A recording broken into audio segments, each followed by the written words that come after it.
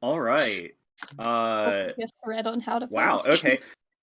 Good afternoon, everybody, or morning if you live in places that it's morning currently. And welcome to the fourth annual Roll Plus Bond anniversary live stream, Sunday 4 p.m. game of Masks: A New Generation by Brendan Conway, produced and published by Magpie Games. My name is Darren. I will be your GM this afternoon. My pronouns are he, him. You can find me on Twitter at the Thanes Keep, and you can find the games that I make on thaneskeep.itch.io. Today, as I stated previously, we are going to be playing Masks: A New Generation, and so far, I am very proud to say that we, as a community here at Roll Plus Bond, have raised $6,000 for Trans Lifeline. Oh, wow. Trans Lifeline, our chosen charity this year, is an incredible US-based nonprofit organization offering direct emotional and financial support to trans people in crisis. And for the trans community, by the trans community. During this stream or any time from now until Monday, you can feel free to donate or boost what you can to support trans lives. We'd like to thank our wonderful audience and community for their time and donations. Without your help, we would not have made it this far to surpass our donation goals from years before. And we're still going. We've got 2 whole games, including this one. So we've got plenty of time to raise that number a little bit higher. I see our goal now is the magic double Satan number of $6,666.66. So we'll see if we're able to raise that much by the time 666. we reach midnight tonight. Without further ado, I think what we'll start off with here before we dive into the action is we will go around and introduce our characters, introduce the players, and figure out, where this crazy day is going to take you all. So let's just go down Discord order. Emily, if you'd like to introduce yourself, where people can find you, and your character. Oh my goodness. Awesome. Okay. Hi, I'm Emily. I use she, her pronouns. You can find the games that I make at toomanyfeelings5.itch.io. And today I'm going to be playing Monterey Jack, but you can just call him Miles. He is the Janus playbook. He uses he, him pronouns.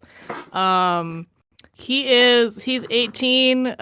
He's a scraggly white trans boy. He's got a highlighter yellow mullet, a ton of acne. He's got dark eyes with bags under him, kind of like shitty stubble.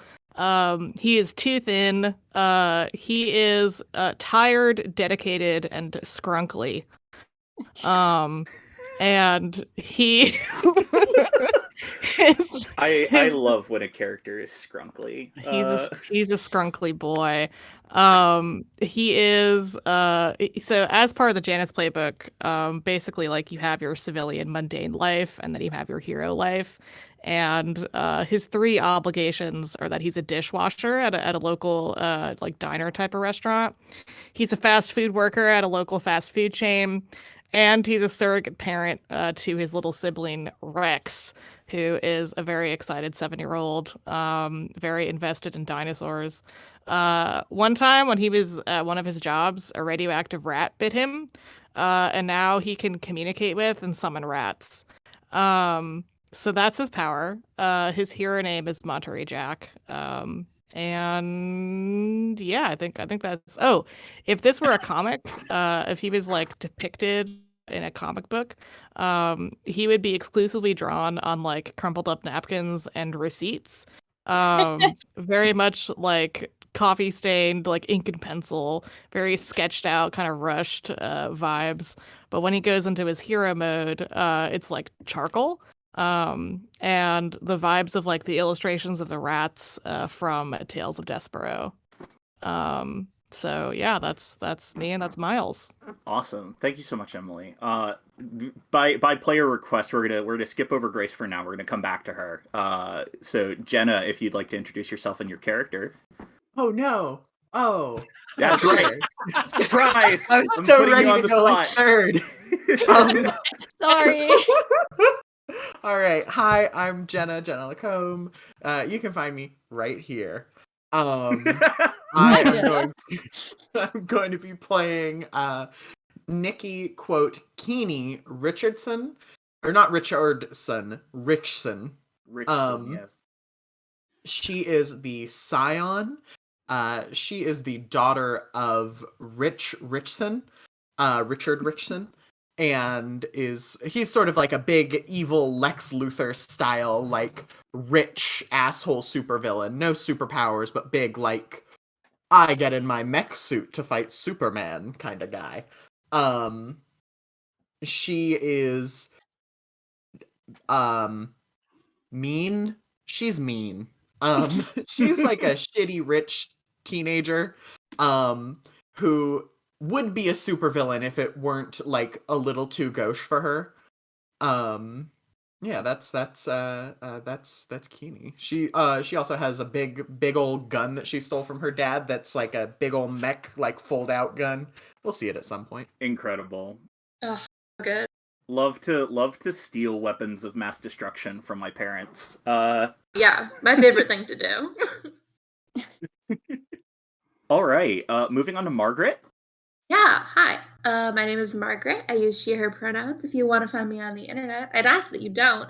And instead, just use that energy and direct it towards supporting my cat, Clover.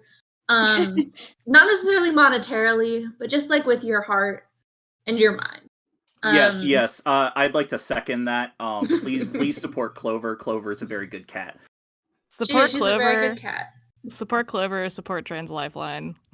Exactly. Clover does say fuck turfs, so a donation to Trans Lifeline is a donation in the name of Clover. You know what I mean? But excuse me. I'm also getting over the flu. But I will be playing today Penny Kwan. You might see something else on the Google Sheets, a different name. That's not her name. Definitely not Penumbra. That would not be what she would be called. You simply didn't see any other name. There's no name there. What? No. Mm-mm. She's 17 years old. She's sort of like ambiguously femme in a way. She's Asian. She wears a lot of like brightly printed button downs in sort of a like way that like Asian uncles do. Oh my gosh, what else? I mean, she's got a wolf cut, so her hair is kind of like longer in the back and then sort of shorter up in the front. Kind of like a really intense layer situation going on. And her parents, we've got one person who's the child of a supervillain. She's the child of two of the city's first superheroes. But she decided that this whole thing that she's been raised from birth to do, like be a superhero, I don't know if that's for me. I kind of just want to go to college and like get a job as like an accountant. But yeah, that's her deal. Oh, she can move through shadows and make weapons out of shadow. That's her whole deal. Awesome. Thank you so much, Margaret. We're moving on to Mitchell. G'day. Real quick. What, Emily? Real quick. Before Mitchell introduces the Pellucidarian. Hey, Jenna, I have a question for you. Yes. What hairstyle does Nikki have? Nikki has a mullet. Okay, thanks. That's all I wanted to say. Mitchell, what's up? Amazing save, Emily. Thank you so much for that. You're welcome. G'day, my name is Mitchell. My pronouns are he, him. If you want to find me on the internet, if your first clue is by following me on Discord, because I stream sometimes. I'm Dry Gold. Hello, this is me. I also want to shout out Remus, the Lost Larrikins on the ones and twos for us today.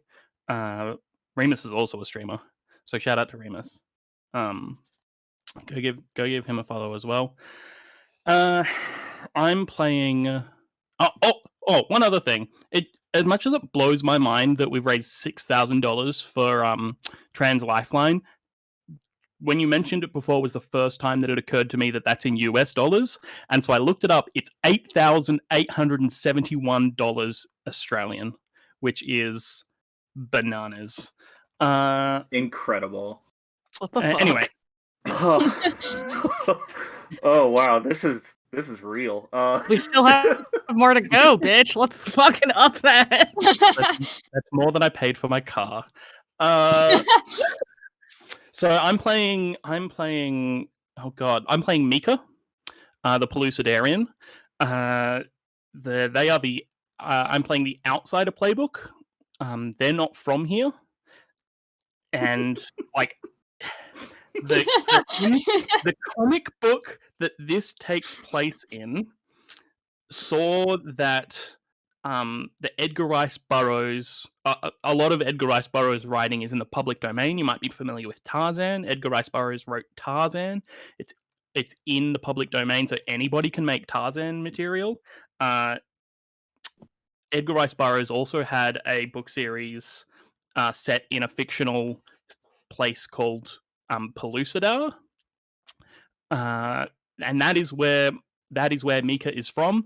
Pellucidar is your classic underground cave full of dinosaurs. Like, it's prehistoric down there, and that's where Mika is from. So Mika is from an antediluvian subterranean cavern, and has come up to the surface and gone, "Wow, it's really bright up here. Look at all this cool stuff." Huge, like, look at this stuff, isn't it neat? Walking around on those, what do you call them, Heelys? Their look is like lots of very practical clothing, because all you've known is like leather and linen your entire life. You get up to the surface and it's like, wow, denim is the coolest thing ever.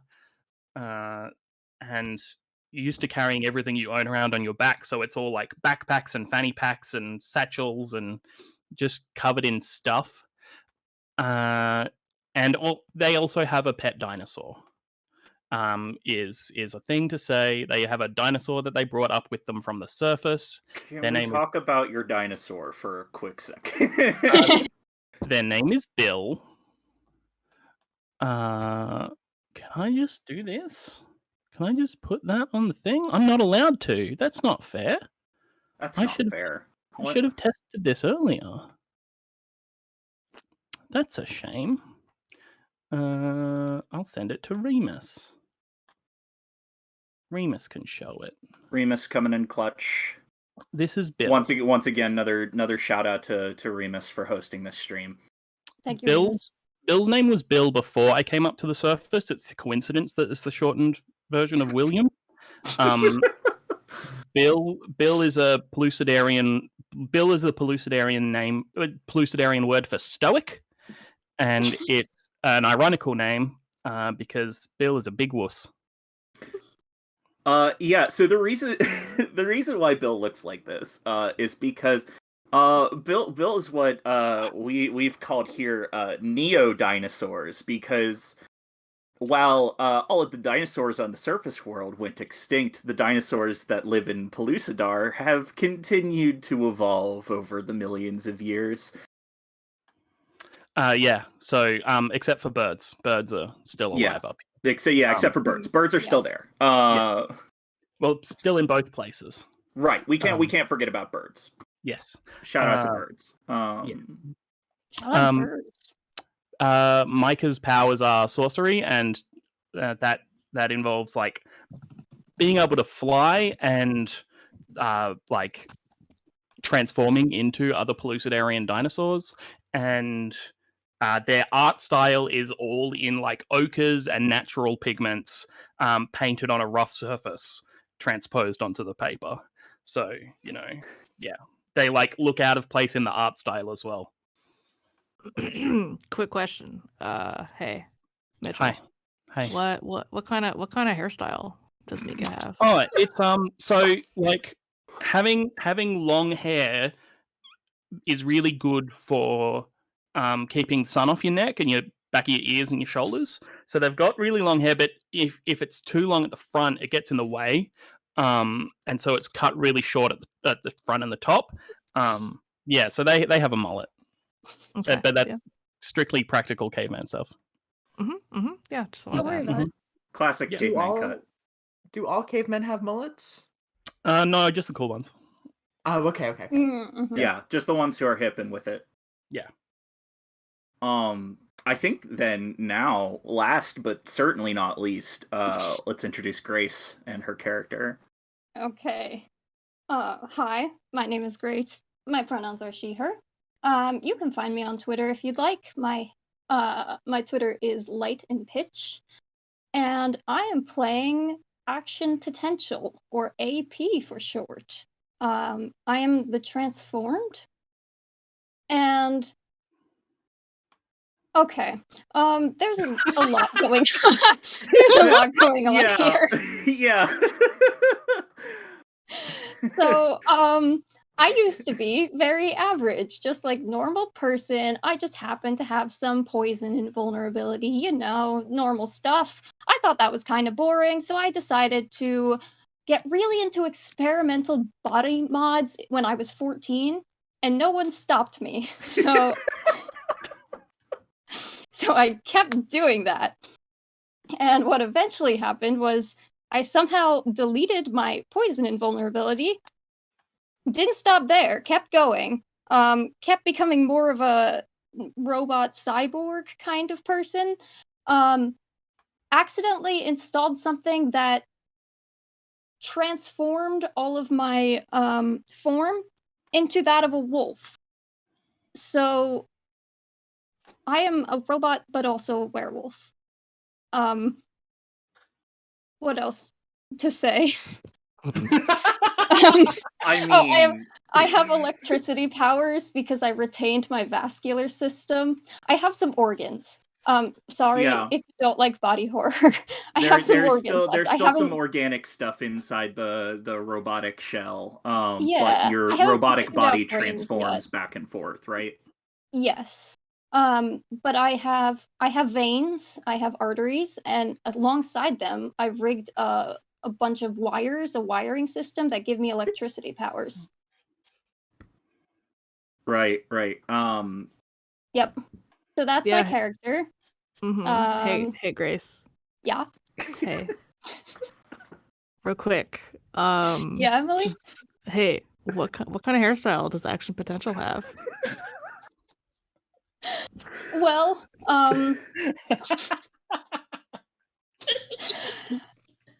she doesn't have a mullet. No. Unfortunately, Action Potential is the only member of this superhero team that does not possess a mullet. I will acknowledge that someone in the chat has said wear mullet. While that is extremely good. Why, yes, I do wear mullet. I think now would be a good time to talk about what the name of the team is. Wait, I don't Aaron, remember what the name is. I just took a sip of water. Wait, what's her name? I remember this. I remember this. I believe you all had decided on the mullet gambit. Oh, wait, I can't. This was so early in the chat. Yeah, we So talked early. a lot, everyone. We got very excited about this game. If you'll note it, well, those of you who are members of Roll Plus Bond and have like looked through any of the game chats for the 4th anniversary stream, will note that the Masks chat is the only one with any threads at all. We have 5 Discord threads going in our We're all Masks very chat right informed. now. They're essential, actually. I mean, honestly, we wouldn't know about Pellucidarian Neo dinosaurs if we're not for Discord threads. Shout Or outs. Mount St. Helens. Or Yeah, yes, or Mount St. is Helens. very important. Oh, that's another good point. So now that we've all introduced our characters, I'd like to introduce the setting. Because we are normally by default, Masks takes place in a city called Halcyon City. However, because we are nerds and we like to make up our own stuff, we are currently thank you. Thank you, Remus, for putting that up on stream. This game of Masks will be taking place in the fictional city of Rose City, Oregon. So we are in the Pacific Northwest, so imagine some PNW vibes for anybody who's familiar with the area. Rose City is kind of a play on the various monikers for Portland, Oregon. So imagine that kind of vibe there for the city that our teens are living in. You also all go to the same high school, correct? Mm-hmm. Yeah, I go to that high school. Yeah, okay, yeah. Mika goes to the high school. Whether or not she's actually enrolled there is an entirely different conversation. I don't attend, but like in the cultural practice You hang of around. the cultural practice of the surfaces, going like this teenagers go to the school, and so do I, just to fit in. What you do? So, where we kind of begin here. So, this particular comic, is produced by a comics company. Has put together this kind of. In the grand scheme of things, it only ends up being like a kind of a one-shot comic, in a sense, because as it turns out, the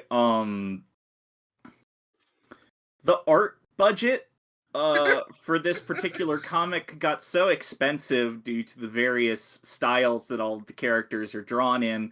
I forgot to mention mine. Yeah. Every time AP appears, it's entirely wood burnt. Thank you. Yeah. So because of the massive budget necessary to produce the various art styles of this comic, it did not continue past this one shot, which is really unfortunate because the title of this particular issue of Rose City Comics is We Fought a Zoo.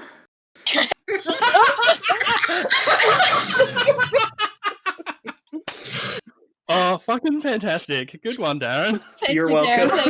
Thank you. Thank you so much for giving us the opportunity to experience that on stream for the first time. You're welcome. I literally was holding on to that for a full week. I simply could not have. Oh man. That was really good.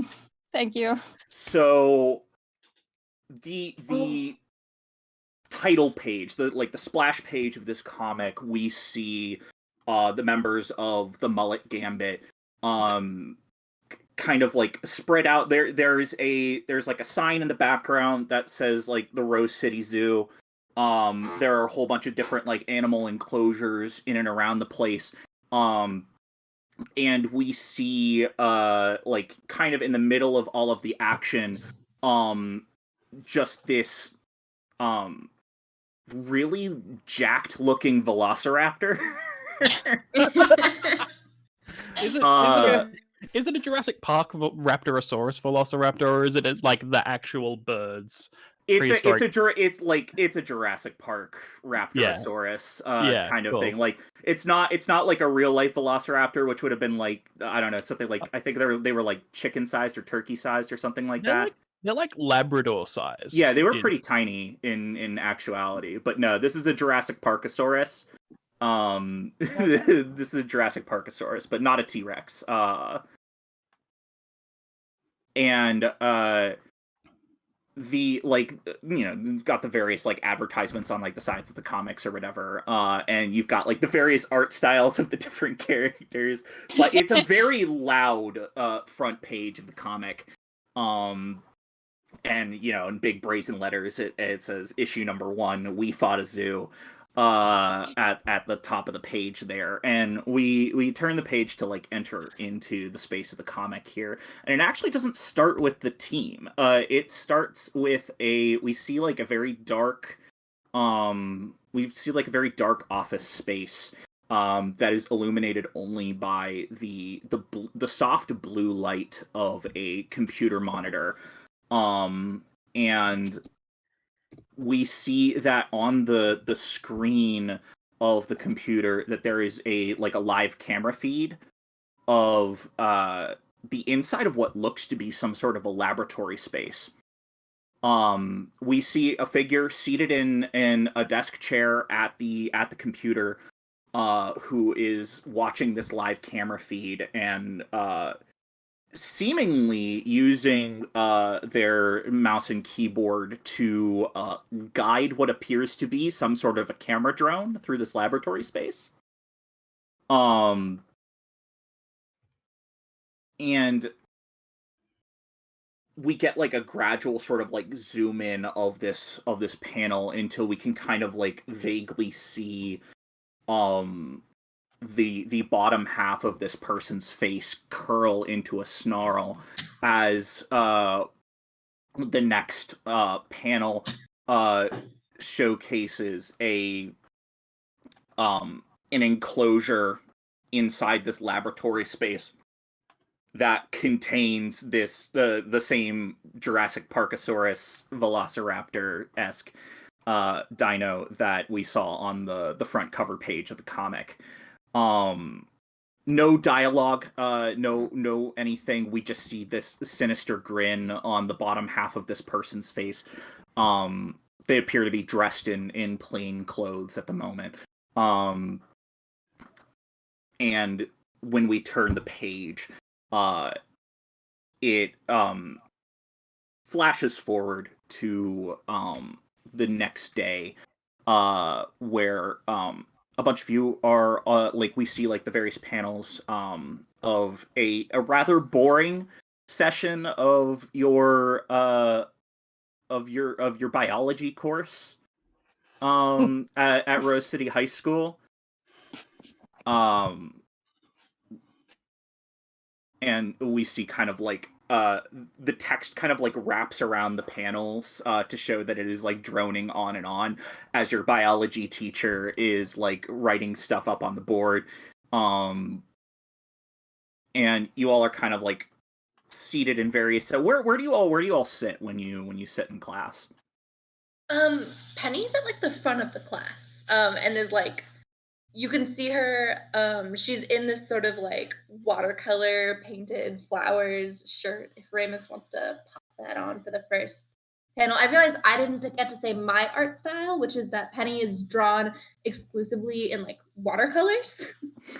See, we could not continue to produce this comic. It was far too expensive to hire on this many artists in this many mediums to keep producing this comic. Just the contrast between all the various art styles got too loud, and editors said, we gotta scrap this. We gotta scrap this idea. Yeah, but she's like everyone else. If everyone else in the class is looking bored, Penny is paying complete attention, like taking notes, like really like clearly very rapt. Absolutely. Nikki sits all the way in the back. She is loudly chewing bubblegum. She is not taking notes. She is on her phone.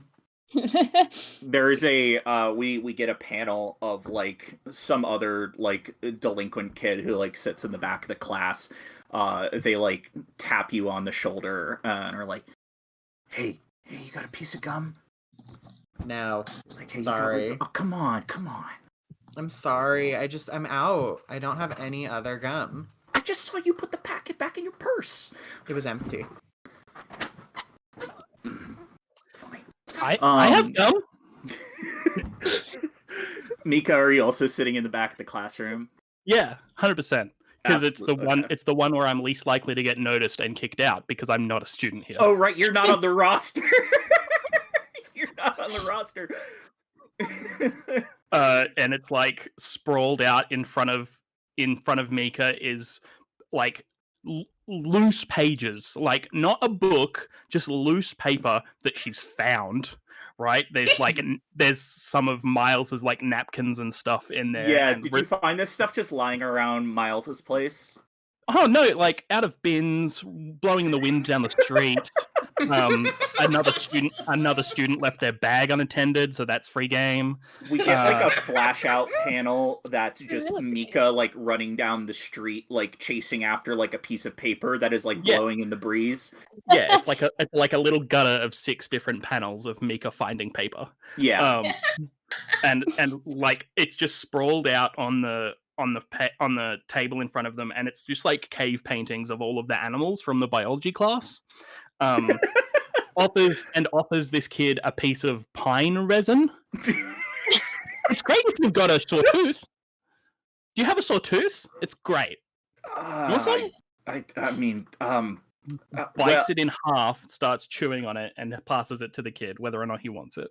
He gingerly like takes the bit of like pine resin and like pretends to like put it in his mouth. There's a close up. There's a close up of him biting down on it, it shattering and breaking one of his teeth. Yeah. Oh my god. Okay. AP and Miles, where do y'all sit in biology class? Miles would be in the back, but I think because that's where like some of the disruptive students sit, he is more in the middle. He's trying to like blend in as much as possible. He's in this like really oversized like hoodie jacket situation. And head down, he is fully asleep. And I think there's a moment where he like startles himself awake, and he just kind of mumbles out, "Welcome to BB's, how can I help you?" And rubs his eye, and it's just like, oh fuck. And tries to like attempts to like get his like pencil and stuff and his binder to make it look like he's like been paying attention. But he just starts immediately nodding off again. Miles feels a slight electric jolt as AP next to him gives him a very small electric shock to wake him up. His hair like gets all frizzy. Yeah, your hair like stands up on end as like AP sends like an electric jolt through your system. Yeah, so AP's also in the middle, but off to one side because she's brought her own desk. It's one of those architect style like inclined desks. You brought your own desk to school? Yeah. The normal desks don't have enough room. I need space. Yeah, you're a robot now. You're a robo werewolf. Well, not just that. I need space to make my notes, you know? Oh, okay. If you shot from the behind, they're not biology notes. She's like designing a new leg.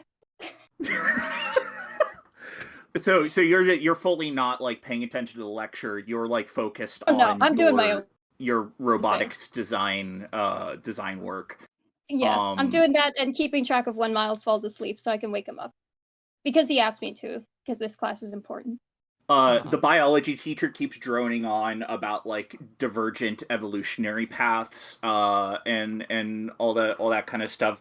And funnily enough, is using dinosaurs as an example here for like to kind of illustrate the fact that like modern day birds are descendants of dinosaurs and all that kind of stuff. And the clock is ticking like ever closer to the bell, and the teacher kind of like puts down the expo marker on the lip of the whiteboard and turns around to like finally address the class and like walks over to the wall and like flips the light switch, and just you hear like the hum of like the fluorescent lighting like click on as like the bright kind of like fluorescent lighting like lights up the room where it was previously, you know, dark, and there was a presentation on the board being like projected. And so you all are like temporarily blinded by the sudden shift in light. Penny is still drawn in shadow. Is this on purpose? Have you drawn like the shadows to kind of like keep attention off of yourself, or is this just sort of like something that happens whenever you kind of like idle along for a bit? Like when she's not thinking about it, shadows just kind of like come around her. Great, wonderful. Totally not ominous at all. No. What a fucking teenager. Kids these days. The teacher is like addressing the class now and is like, well, I suppose that was a very riveting discussion on evolutionary biology. Don't forget to turn in your permission slips for this Saturday's field trip to the Rose City Zoo. Remember, no permission slip, no go. The bus leaves from the school at promptly 10 a.m. on Saturday morning, so be there or be square. Don't forget, the homework for tonight is bring. As like the school bell rings to let you out of class, and like most of the students are just not paying attention to what the teacher's saying and just like getting up and heading out of the room. I think Miles is gonna go up to the teacher as everyone else is leaving, and he's gonna like shuffle over. He looks again exhausted, but he's just gonna kind of mumble out, "Do I need a permission slip?" Oh, right.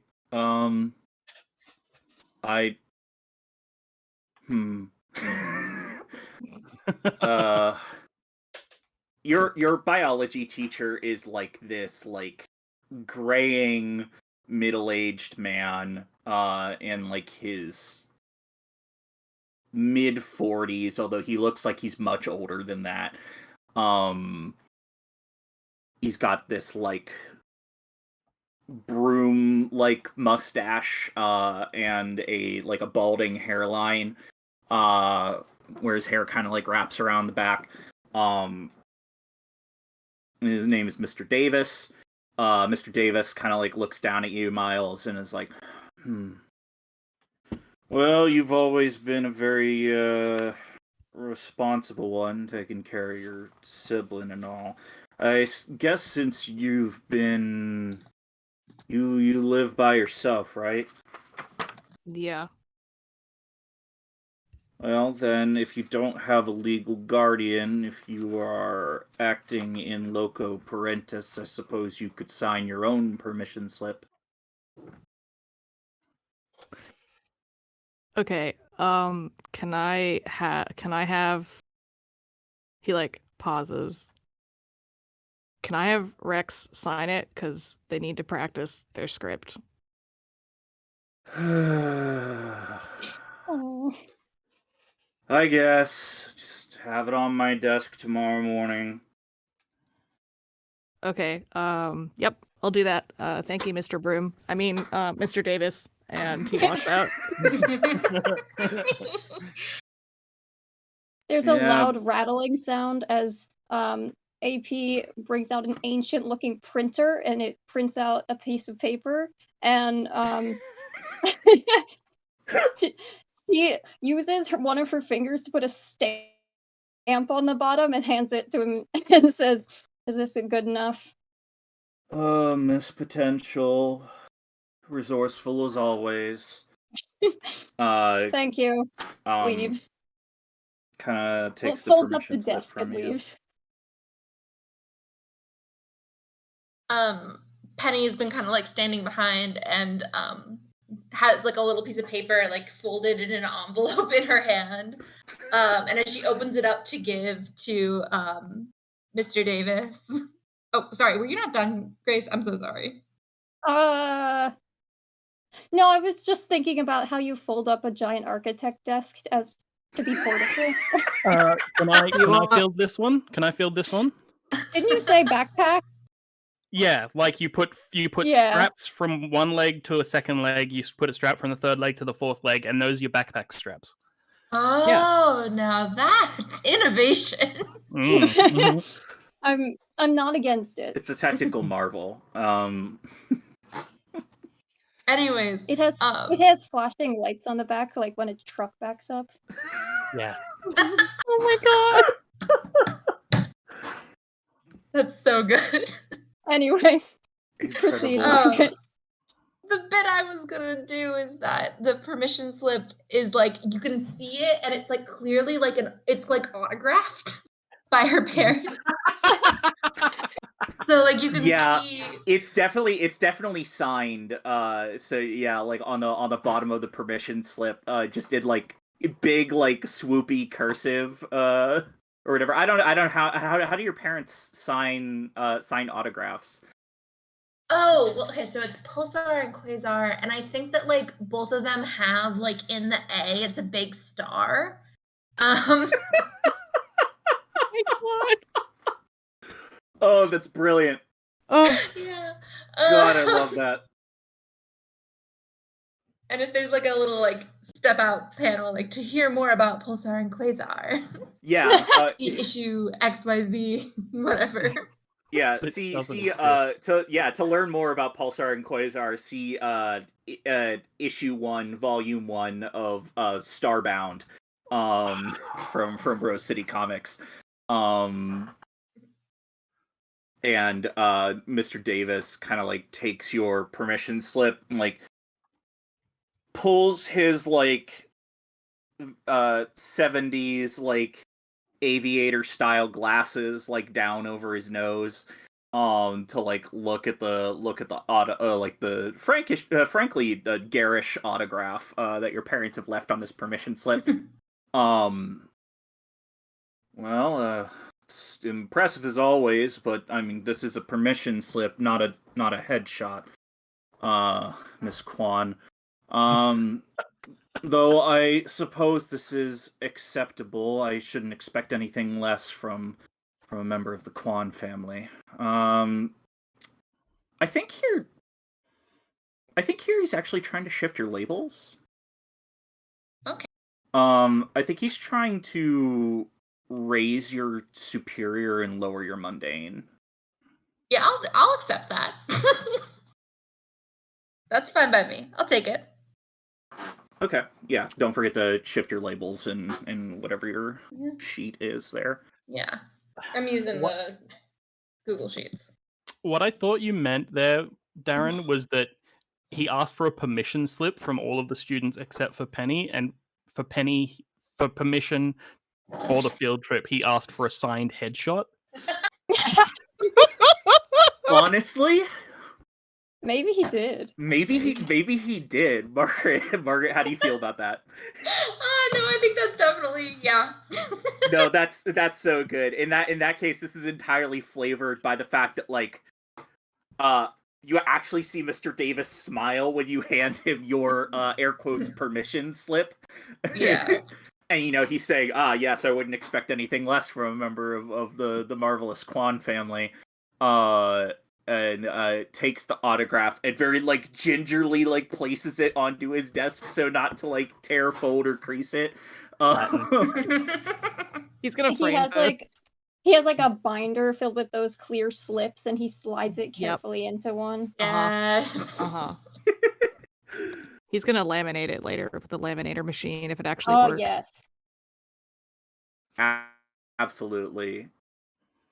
Oh, Mr. Davis is just like the former sidekick from Sky High, very wholesome. Oh, we stand Sky High. We love Sky High here. Last so Mika. Yeah, so like this is you get to the end of this like 2-page spread and you realize that you're cutting to the next scene on the next page and you haven't dealt with Mika, and then you like go back and scan through the panels, and when we've got Mika here. this is Mika, chubbier than this, but pit crews and fat people, what can you do? You go back and scan through the panels, and while Mr. Davis is talking to Miles, Mika has climbed out of the window. Is Bill waiting on the ground outside of the window there? Bill's waiting 2 floors down from this window. Yeah. Oh, incredible! I think like we see like the panel of you jumping out of this window towards the ground here, and Bill is fully like rooting around in a nearby like the nearby school dumpster. Oi! Oi! No!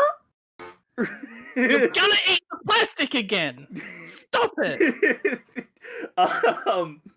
And Bill kind of like takes their head out of like the out of the dumpster there and like runs underneath you to catch you as you descend. Fully like down the drain pipe action. Absolutely. Hanging one arm to like point with the other hand to scold Bill. Right, and you ride Bill off. Presumably back towards Miles's place. I don't know what you do like in your downtime after school lets out. Hang out at the food court at the mall. Go to the park where Bill can eat the good plants that Bill likes to eat, like all the horsetails and stuff from down near the river, because it's very hard to find proper food for Bill on the surface. And like, yeah, hanging out with anybody who can, and then crashes in this issue. Crash couch surfing with Miles, but like, yeah, couch surfers with whoever they can. Absolutely. So school is just kind of let out. Biology's like the last class of the day. Real and quick, before we move on, Yeah. I want to see what Nikki did. Mhm. She has a forged permission slip. Hell yeah. So your dad refused to sign the permission slip then, I or don't think she lives with her dad right now. Okay. With all the superheroing. oh yeah, and also the Mhm. stolen goods. And also stolen goods. So I think Real she's living casual. at whatever the superhero like situation is or something. Whatever our home base is. She's probably like rented out an apartment or something. That makes Oh. more sense. One of Mhm. one of his safe houses, right? Yeah, one of the safe houses, and it's just like a luxury condo.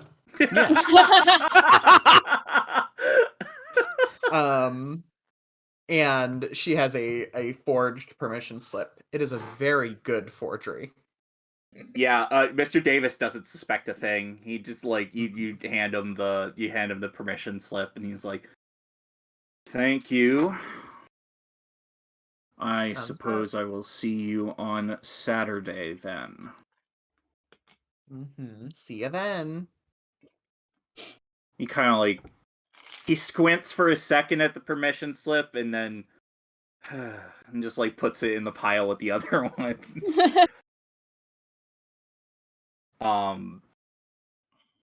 Yeah, so give me 1 second here.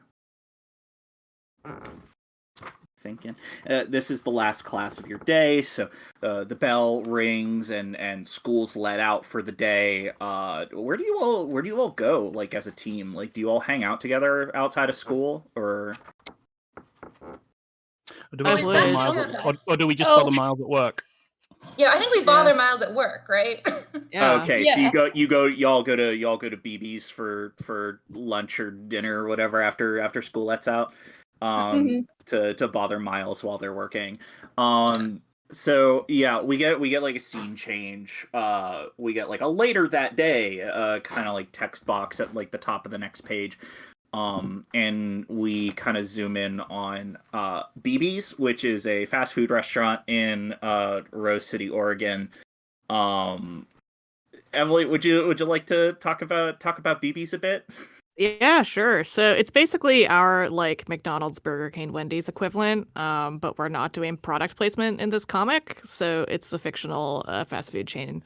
It stands for Big Burger, although really what BB specializes in is its toppings, which are called BB Bits. And yeah, Miles has worked here since he was 15. So he's basically a veteran in retail terms. And because, it's been 3 years. And yeah, he's got a shift immediately after school, so that's where he is. He's got his uniform on. It's like a bright blue polo shirt with a branded logo hat, covering up his bright yellow mullet.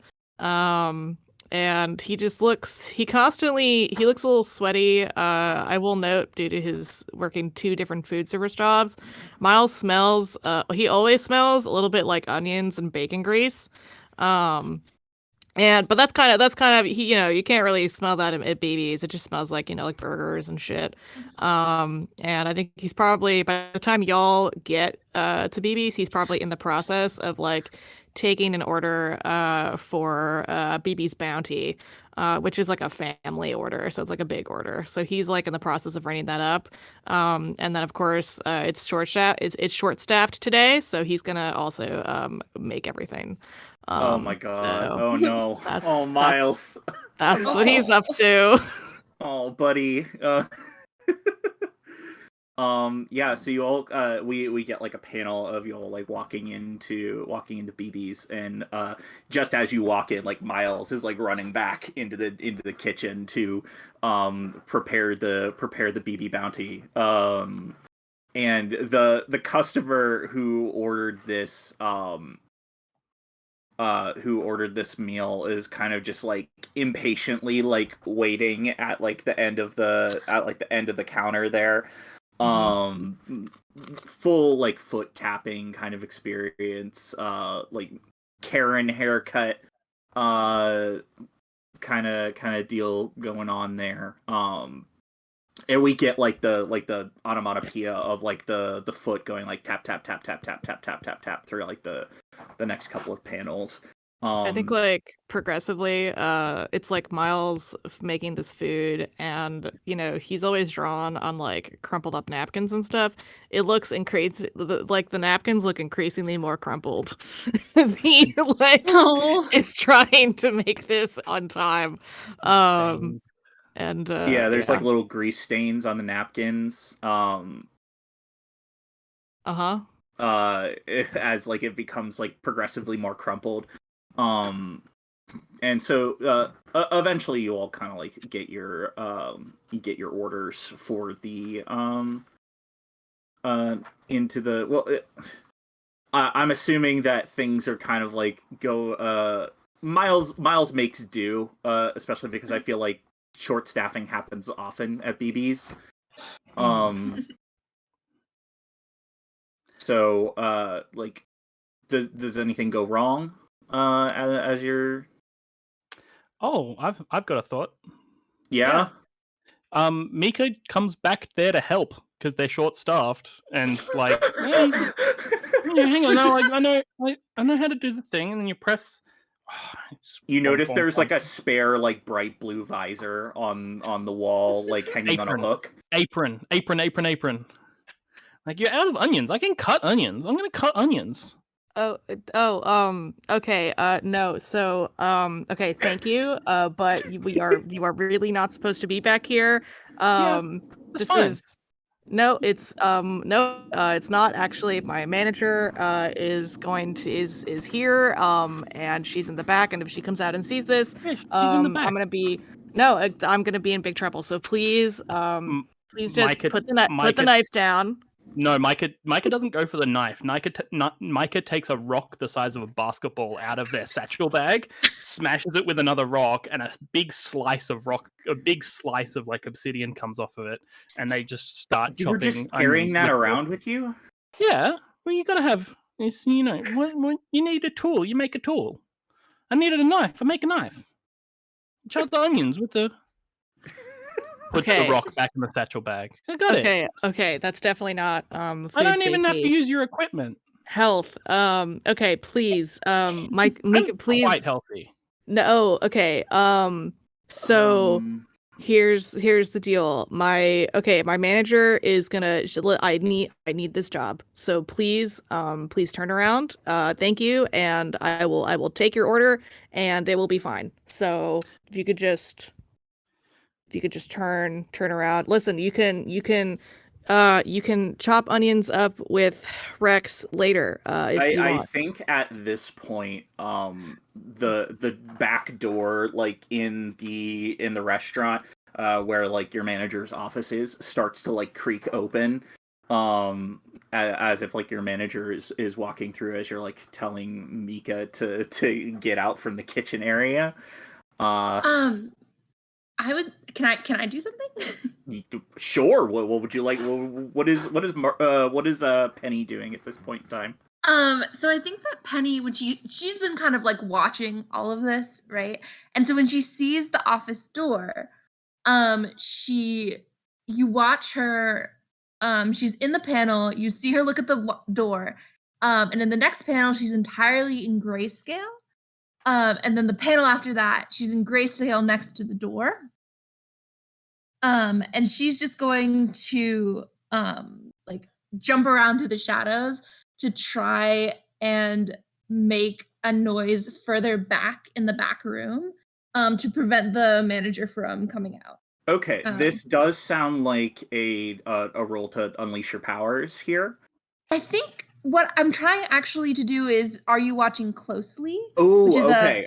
when you Yeah. mislead, distract, or trick someone, roll plus superior. On a hit, they're fooled at least for a moment. Absolutely. I think that definitely applies here. Yeah. Yeah. So if you wanna roll that, if you wanna roll 2d6, or you want, right? Yeah. And then plus, what is my superior? Oh, right. It's higher now. So it's higher now. 2d6 It's plus higher now 3. because Mr. Davis shifted your labels. We're Okay, peak so 2d6 gaming over here. Plus 3. So that's a 14. Oh my god. Okay. On a hit, they are fooled at least for a moment. On a 10 plus, choose 3. So you get an opportunity, you expose a weakness or flaw, you confuse them for some time, or you avoid further entanglement. So I'd like to avoid further entanglement, Yep. so the manager is distracted, so that they're not gonna like come out again. I'd also like to confuse them. Okay, yeah. And I would like to get an opportunity to steal some French fries. Absolutely. 100% you get to do this. Real so quick, you... real quick. The energy for this manager. Her name is Marianne. Yeah. She has been the manager for a long time. She is extremely burnt out and takes that out on all of the employees. So she is very much like worn down and like sick of everything. So yeah, go nuts, go wild.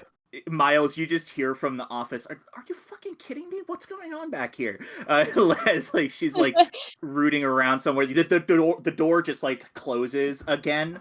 As like but like not like fully closed, just kind of in the way it's like her hand's no longer on the door, so like the door is like free to like kind of semi swing back closed. And you just hear like the ruffling around like back, and it's like, I swear to God, if there's rats again, I'm going to scream. Micah knows that this manager will not go easy on Miles, and so you're like, it cuts back to Miles. You get a panel of Miles turning around to argue with Micah, and Micah's already back out in the restaurant, sitting at a booth table with a bowl and a big bag of onions. No, I'm not allowed to be back behind here. So, so you're just going to be out front of here, yeah. Where I'm allowed to be, but I am still cutting onions. Yeah, you're cutting onions at like this corner booth or whatever. Yeah, and Penny, you get the opportunity to steal some French fries from the kitchen there. Oh, You- and they're warm, they're hot. You can see that they're hot. She sort of chomps down on them. Oh yeah, Mhm. like fully in the art style here, we get like the steam lines and all that kind of These stuff. French fries are crisped. Ooh, yeah. AP is using electricity to fry the onions. So you two are just fully just like you set up a Oh. secondary kitchen in this corner booth here. Electrifying the aluminium bowl the chopped onions Yeah. are going into. Yeah. It's Oh fine. my god. Good lord. Hey, what's Um, Nikki up to? yeah, what is Nikki up to right now? I mean, Nikki's sitting there with a big milkshake kicking her legs, watching this happen. Like, wow, you guys are like so good at doing just the dumbest stuff. This is like the best dinner and a show. I love Nikki. I love her. There's like a beeping sound, and Miles frantically like turns to the burgers and shit because the customer is still waiting for the BB's bounty.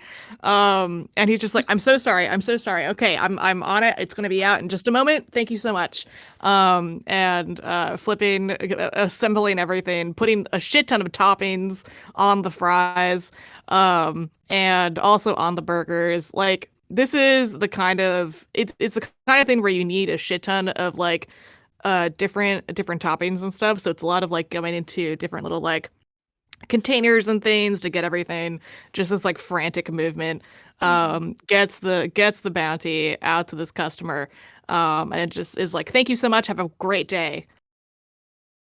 You see her like take the order from you. And she goes to like lift up the burger bun to like look Mhm. underneath. Yeah. Excuse me? I ordered this with extra pickles, and there are like no pickles on here. Oh, well, if you actually, if you look a little closer, you could see a couple pickles, but I can get more pickles if you need. Absolutely.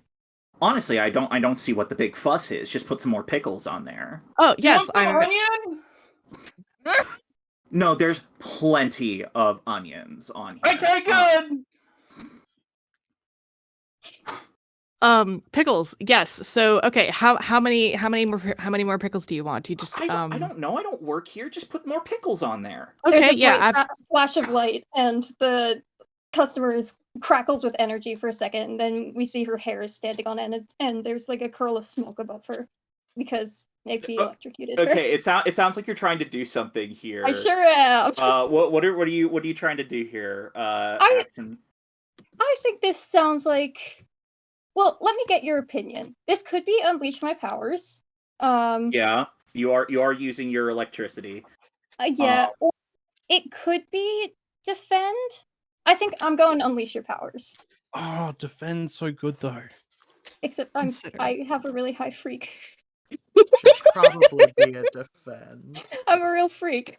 please defend Yeah. me. What's your savior It like? does. though? It does kind of Bad. sound. It does kind of sound like you're defending Miles from an Okay. immediate threat, which is this Karen of a customer here. So yeah, I'd like you to Okay. roll plus Hey. I'll roll. savior to defend someone. Okay. Yeah, listen, if you fail, you're gonna make me more stressed out, and that's helping me And really you'll really you'll play mark the Janice. potential. So Exactly. it's all good. This Okay. is- This is Well, a one I shot. have What a I signed up for. 0. I have a 0 in savior, so it could be worse. Okay. Oh yeah. Well, okay. Mark potential. Yay! Oof. All right. Yay! So yeah, you this misses. I think the way this goes bad is so you're using your like electrical discharge Mhm. powers to make the customer's like hair stand on end. Yeah. Just a little shock. Yeah, except the sort of regulation you got there is kind of a little out of control, and you just fully not like a full not like a taser kind of shock, but definitely like more than like a joy buzzer kind of thing, like the Joe Can buzzer sorts of stuff. So she gets like a little like jolt of like electrical pain. And she's like, oh, what the hell? What's going on here? You know what? I'm tired of this. I want to speak to your manager. And like time like kind of slows down in the restaurant as these words leave her lips. And you see the door start to open again. Miles is like sweating. I think like at this point when he's drawn, it's super crumpled up like napkin, mixed with like old receipt papers, like scraps of it. And just like little scraps of paper are like are like tearing off. And he's just like, ma'am, oh my god, I'm so sorry. I'm getting your pickles, and this is on the house. You don't have to pay for anything. It is all right. I'm so sorry for the service that you've experienced today. Please just wait here a Marianne's like moment. head is like slowly like coming out of the door frame and like looking towards the front of the restaurant. And like we get that kind of like that anime style like menacing like look on her face as like her head starts to like poke out of the doorway. But as you say like, oh, this is free, don't worry about it. You know, it's just we'll get your order fixed up and ready to go. Her head just kind of like recedes back into the recedes back into the doorway. Oh my god. Yeah, Miles is taking a deep breath. He's like in the process of putting pickles on this burger. Just a shit ton of pickles. It's insane. He's putting a shit ton of pickles on this burger. Yeah. His phone starts to ring. And here's the deal. Miles only has like a handful of numbers saved in his phone. And what do we think? What do we think Rex's ringtone sounds like? Oh, 100 gex. Okay, cool. So that's what this 7-year-old listens to. That makes sense. Okay, Yeah, your so 7-year-old younger sibling listening to 100 gex. 100 gex like tinnily blaring from Miles's like pocket in his work apron. And on the phone is your younger sibling Rex, who we have a picture of up on stream here. Oh yeah, we do. My child. So you pick up the phone. Well, I'm in the middle. I'm handing this customer her food, and I'm frantically telling her to have a nice day. Have a beautiful day at BB's. I'm so glad you've had a beautiful day at BB's. Have a wonderful day.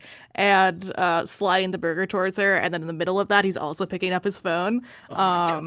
And he's like frantically turning around, like scanning the area. Are any customers here right now? Doesn't seem like it. Picks up the phone.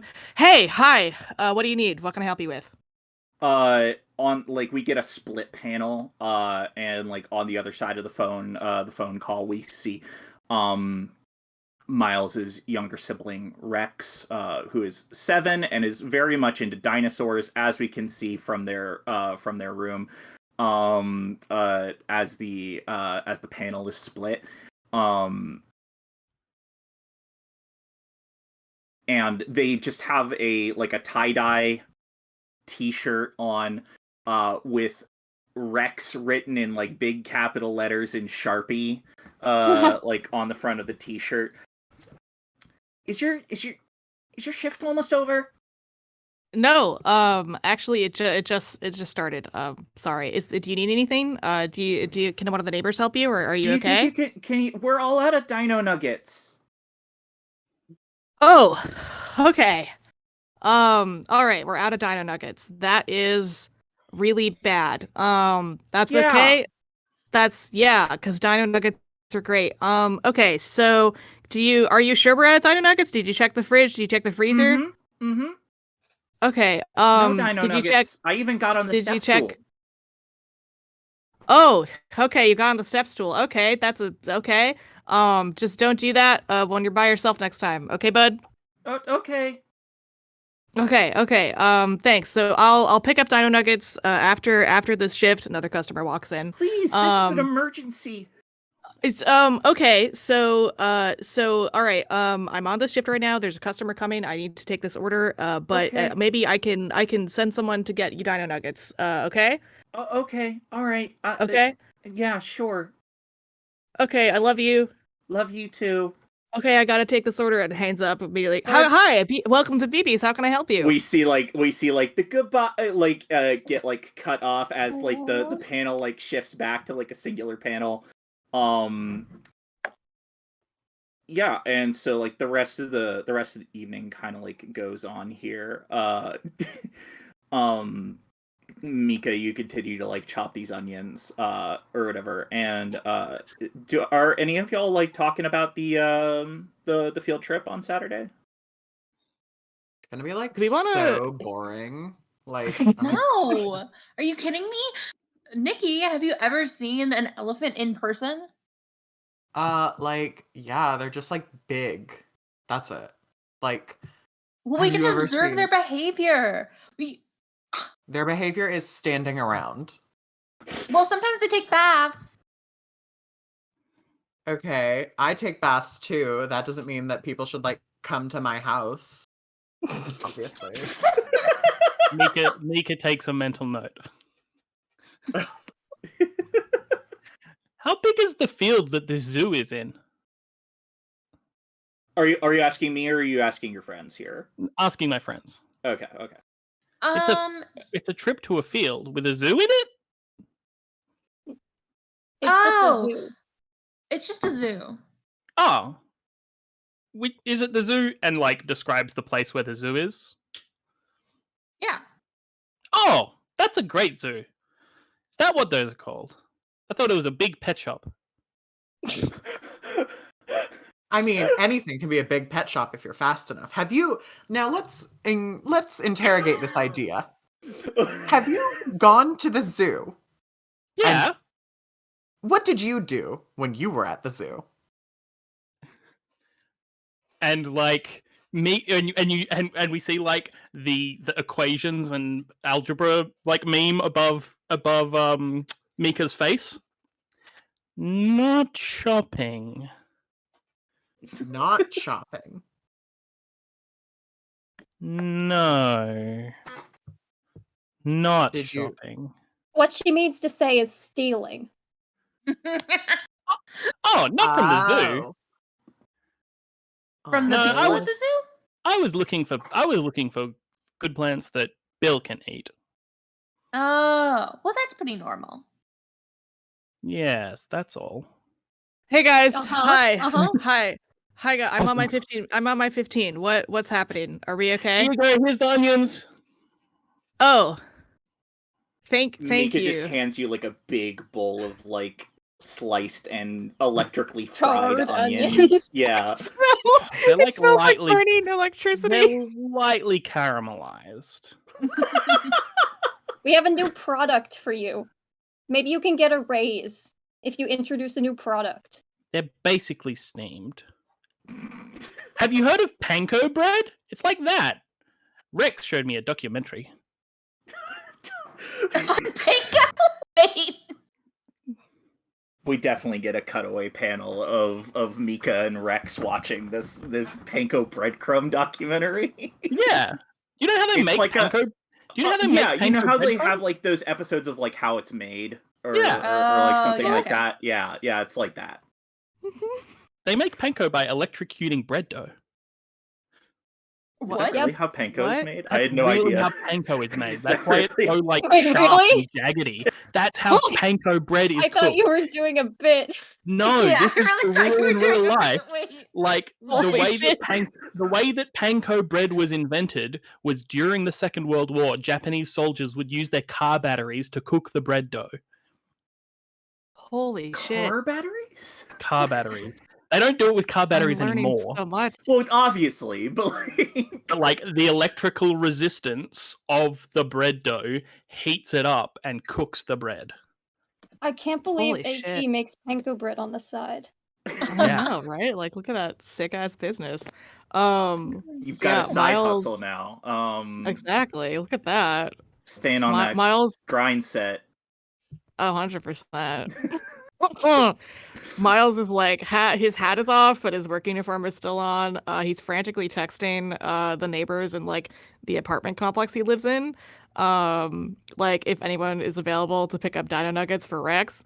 Noah, I think probably everyone is like pretty busy. I think he generally lives he lives in like a tiny apartment space. And his neighbors are like, I'm gonna say they're all like, it's either very old people or like middle-aged professionals. That's an So they're probably extremely good either, apartment complex vibe. yeah, so probably all like still at work or have like, old people stuff to do Mhm. because old people live busy lives. And I don't think anyone's available. No one's texting back, and he's like, "Fuck." And I think he gets an idea, and he's going to try to summon rats to him. Oh God! Uh, not to ask your friends for help. You're going straight to summon rats. We're going In straight a to summon food rats. service establishment. His plan is to like walk outside on his 15, summon a bunch of rats, give them the money to technically pay Christ. for the Dino Nuggets, and then the rats are gonna pick up the Dino Nuggets and bring it over to Rex. Okay, so I That's definitely his think plan. this is an unleash your powers Mm-hmm, role here. Yeah, it's totally Um, great because I have a -1 in I don't freak. think any of the other basic moves apply to rats purchasing goods and or services. So yeah, Directly engage a threat. The threat of no Dino Nuggets. threat of no Dino Nuggets. Defend Rex from the lack of Dino Nuggets. Okay, so Miles, I'd like you to roll to unleash your powers. So roll 2d6 plus freak.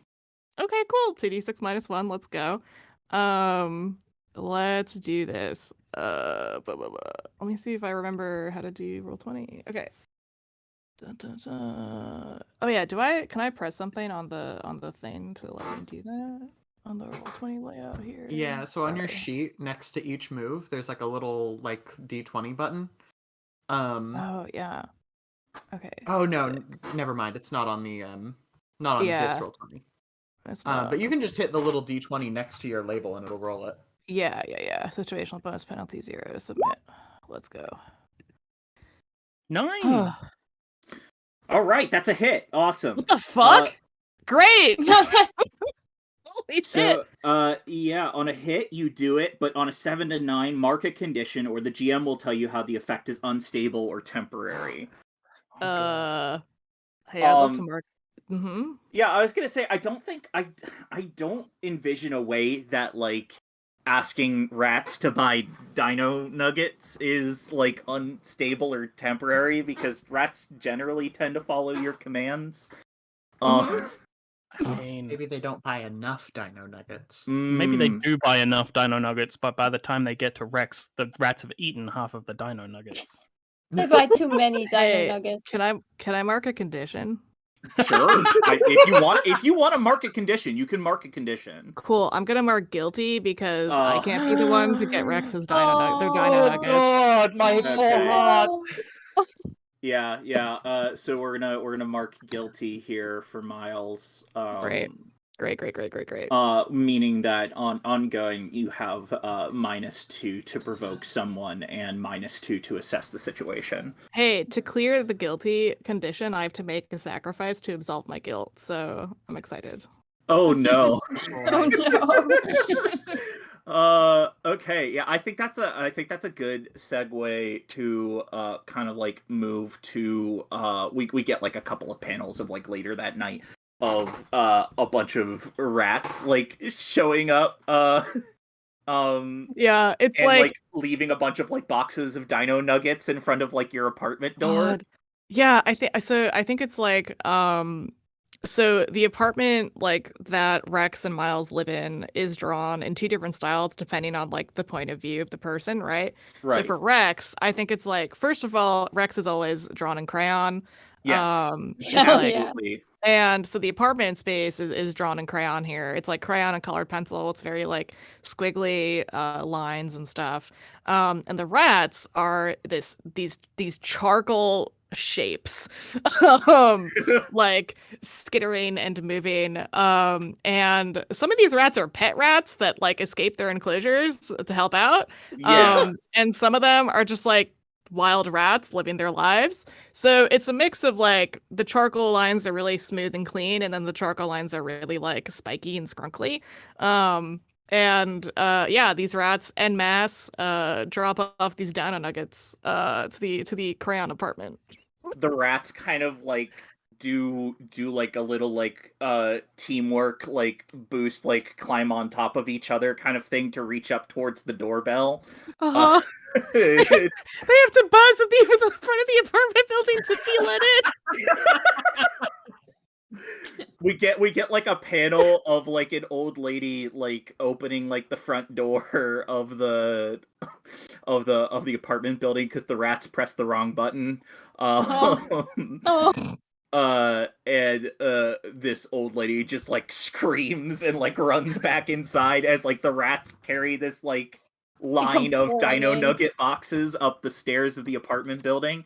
On one of the on one of the bags of the Dino Nuggets. So okay, I think. Sorry, Darren, I'm interrupting you. Is No, that you're all good. right? You're good. Okay. Yeah.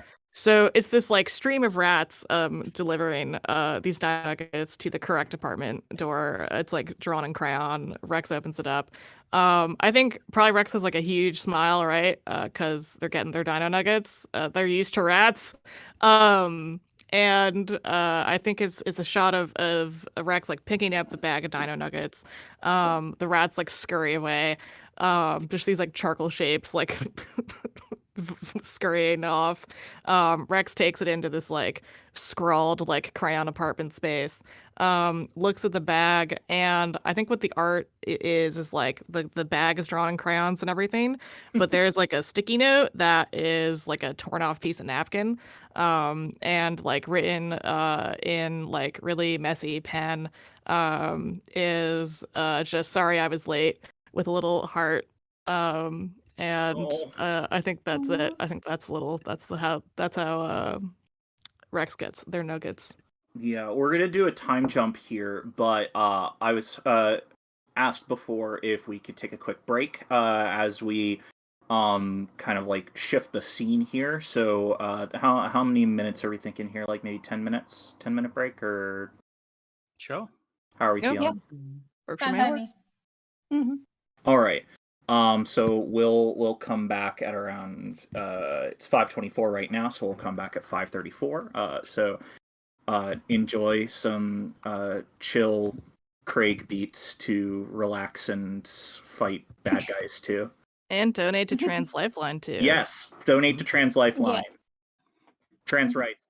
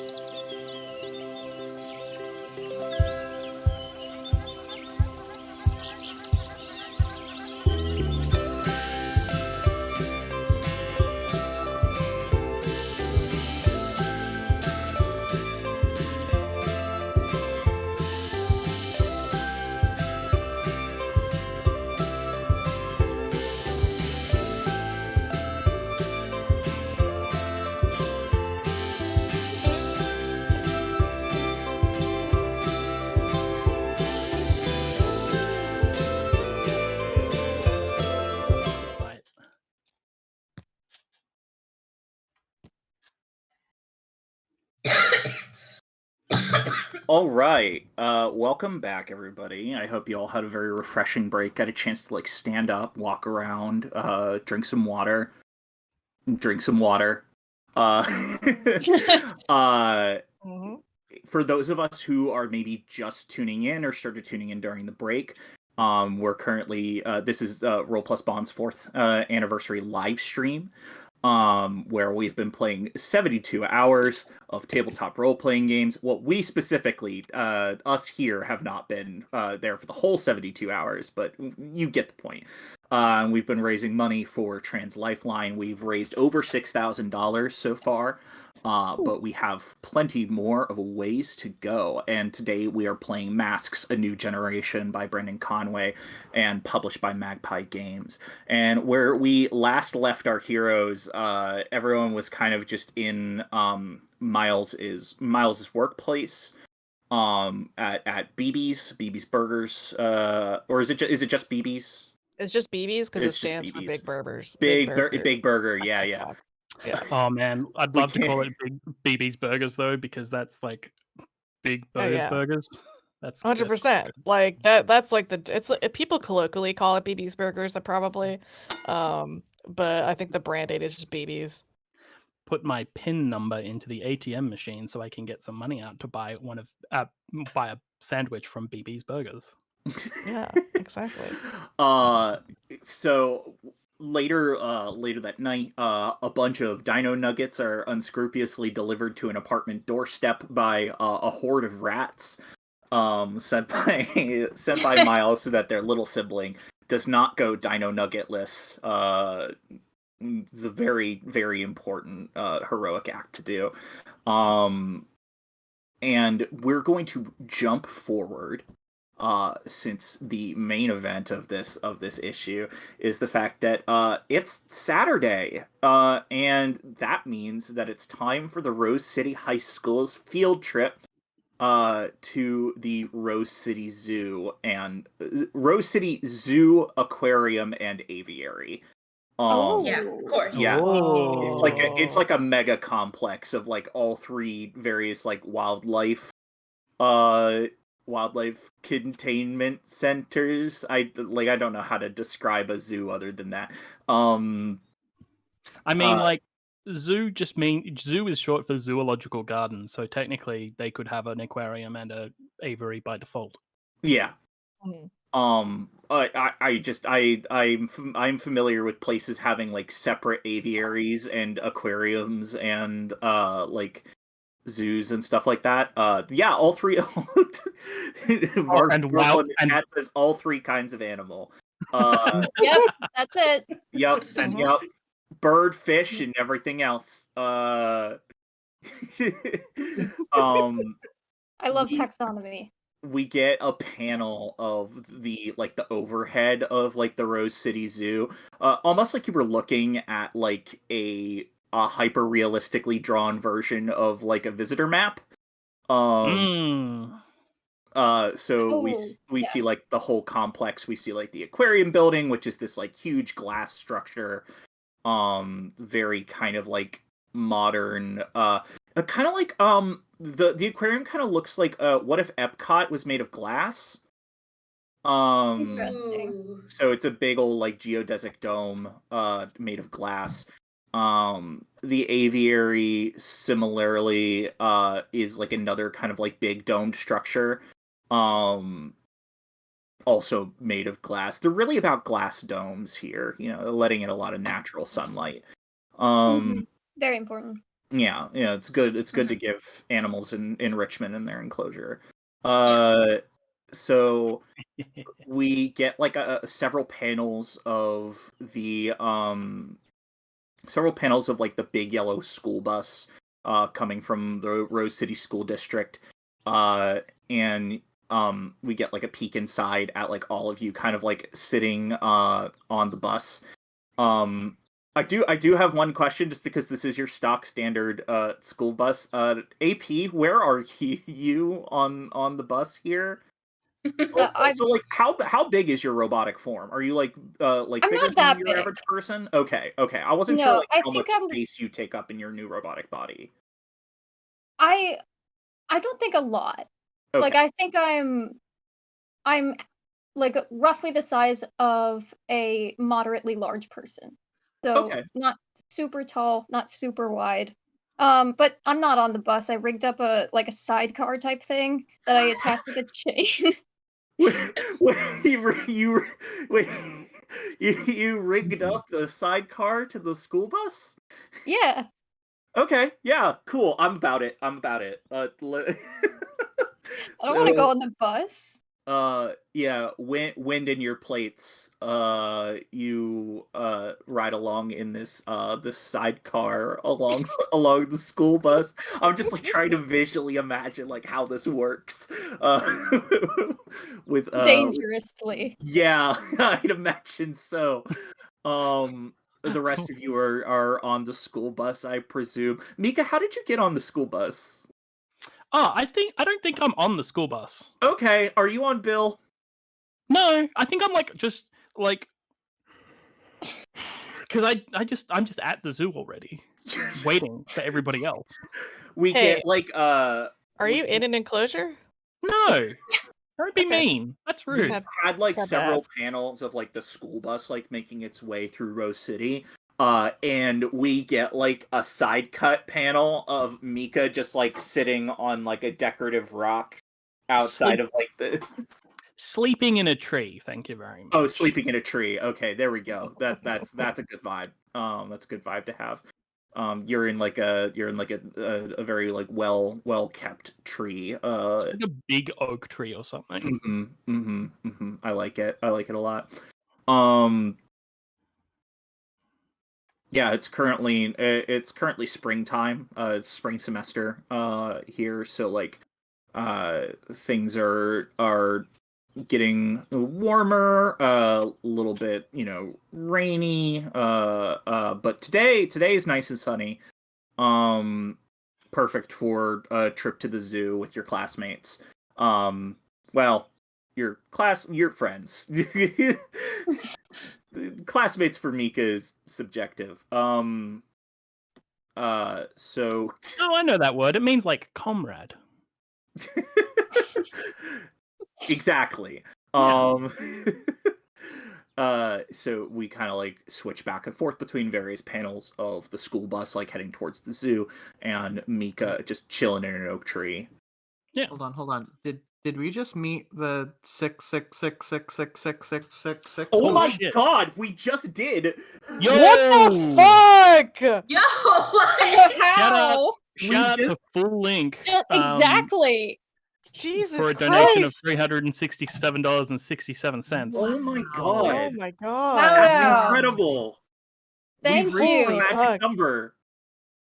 Yeah, no one Oh. can donate anymore, actually. If you want, that's a joke. Please donate more. Please if you don't. have the money to do If- so. if you want it- Please. If somebody wants to make a one-time donation of $60,000 just to keep the numbers right, that would be great. Oh my god. Thank you so much.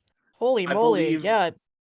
Yeah. Oh god, this is incredible. Honestly, just gonna do a quick sidebar here because this is just absolutely incredible. The fact that this community has been able to come together consistently to raise this kind of money for causes that we all love and support, and more than ever, a cause like this is going to make really good use of this money. So thank you to everyone who's donated to Trans Lifeline so far. And the night is still young. We still have some time here left on stream. We're gonna keep going until midnight tonight. We got one more game after we're done with masks here. But I don't know what our next big goal is, but I believe that if we were able to reach 66666 this fast, I have no doubts that we're going to be able to reach above and beyond where we have before. Yeah, 6969 or bust. Let's go. Yeah. Yeah.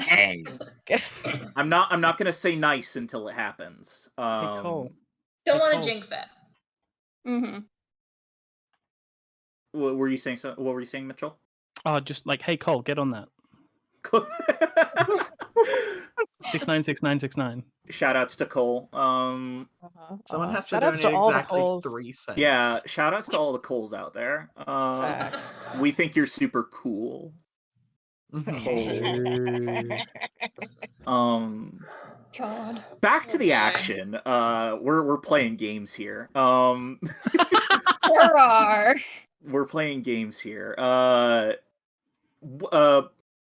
The rest of you, who are neither Mika nor AP, what are y'all kind of doing on the bus here?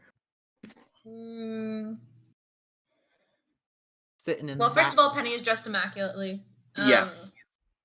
Yeah, we I want don't know. to flash back to Penny's fit of the day. Yeah, fit of the day. New panel, new fit. This New again, fit, the new art disc. budget for this comic, let me tell you, Through the roof. is not. They really said we're never going to financially recover from this comic. Part of the art budget for this comic went to buying Margaret all of these clothes. It is true Where's that the this is just buttons? how I want to dress, but I can't find pants. Okay, never mind. Okay, we're focusing on the game. Not my fashion issues. Focusing on the game. Penny is looking great. She's got a little like messenger bag. And she's kind of like I think she's like, if this is all right with you, Emily, I think she's sitting Yeah. next to Miles and like talking about all of the cool things that we're gonna get to do at the zoo. Oh yeah. Uh-huh. Mhm. 100%. And Miles is like, he's dressed in basically the same outfit. I think the same oversized like jacket, sweatshirt situation, probably a different hoodie underneath that. And like jeans and sneakers, backpack, whatever. And he's trying so hard to like take in everything you're saying, and he's like nodding, and he's like, yeah, no, that's gonna be cool. I mean, yeah, I'm gonna take a bunch of pictures because Rex is really excited. I'm gonna take a bunch of pictures of all the animals that Rex wants me to take a picture of. It's gonna be really cool. But then he's also like surreptitiously like taking out his phone. And he is like texting the babysitter for Rex. And just being like, is everything okay? Like, is everything set? And he's just like making sure that that's covered. Or he's like staring at the phone, like like waiting for a response to be like, are we good? And he's also trying to pay attention to Penny.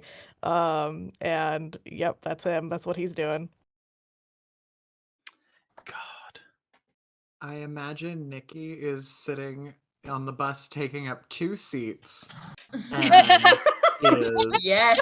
Like Just legs, sort of like- legs crossed to take up like more space. Like exactly. And is like texting and taking selfies. Also, I realize I never said what Nikki looks like in the comic. She is in like extremely photorealistic oil painting. Yes. At all times.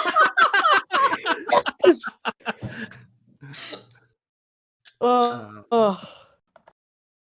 Yeah. excellent. So we just the hyper photorealistic oil painting of Nikki. Checking her Instagram followers, I suppose. We're in the 2010s here. I forgot to mention that, but like the start of the game here. God, Yeah. when Instagram was all still like filters. Everything was filters. Everything was Oh my filters. gosh. It's Filter Oh City. Lord. Oh my goodness. God. Okay, so the bus is like slowly approaching. You notice like we get like a panel of the chaperones for this field trip at the front of the bus here. And the chaperones for this field trip are of course Mr. Davis, the biology teacher. Of course. And your assistant principal. Oh no. Hell yeah. Let's go. Oh, interesting. Oh no. The AP. The assistant principal. Did we ever come up with the real name for the assistant principal? Oh, that's your job, No. Darren. Oh, Yeah, I you thought can it do was that. Roy. hey, it's like I thought we had discussed it previously. I don't think so. No. Let's say I think We can just I think go- Jenna suggested Roy, which I think is a good suggestion. Could I don't I know suggest why. Chapman for the surname? Roy Chapman. Roy Chapman. Okay. We're gonna go Roy Chapman.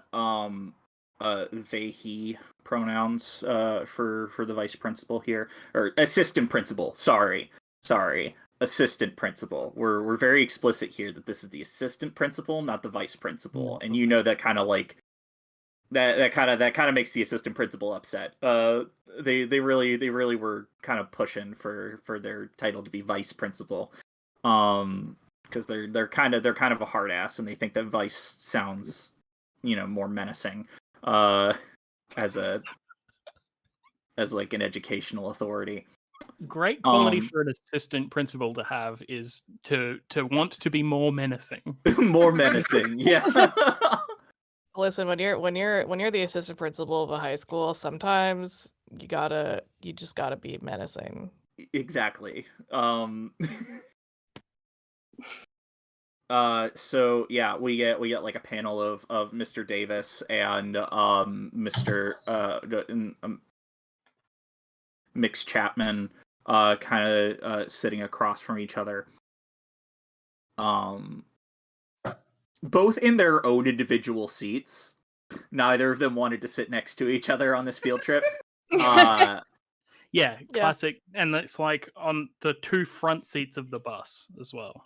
Yeah, Mr. Davis has like a full thermos of coffee that he's been trying to drink from for the past like half an hour, but like the bus hits like a pothole or something like that, and like the coffee kind of like spills a little bit on his shirt.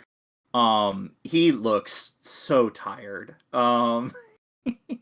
He's a very tired biology teacher. The assistant principal, Mix Chapman, on the other hand, is absolutely thrilled right now. Just very, very excited and antsy looking to get to the zoo. Oh no. And the assistant principal. So yeah, Roy Chapman looks like kind of like mid-30s. Very sharp, very sharp dress, like a kind of like a more modernized version of like an 80s power suit. Very, very tailored. Yeah, very, very kind of tailored with like the padded shoulders, and all that kind of stuff. It's like to make them like look more sort of academic. They got it made in like tweed. So imagine like a tweed suit jacket with like padded shoulders. One double-breasted or no? Yes, double-breasted suit jacket here. Yeah, cool. But surprisingly like baggy cut slacks. Where it's like the top is all very like prim, sharp angles or whatever. The bottom is like very like flowy kind of thing with these very chunky shoes. And they're like sitting up at the front and just like kind of like not glued to the window, but practically is just very excited to be going to the zoo, which is weird because you never really see the assistant principal this excited for something having to do with school in sort of the day-to-day, although most of you generally, with the exception of probably Nikki and Penny, don't get into a lot of trouble, and so probably wouldn't be seeing the assistant principal on a regular basis.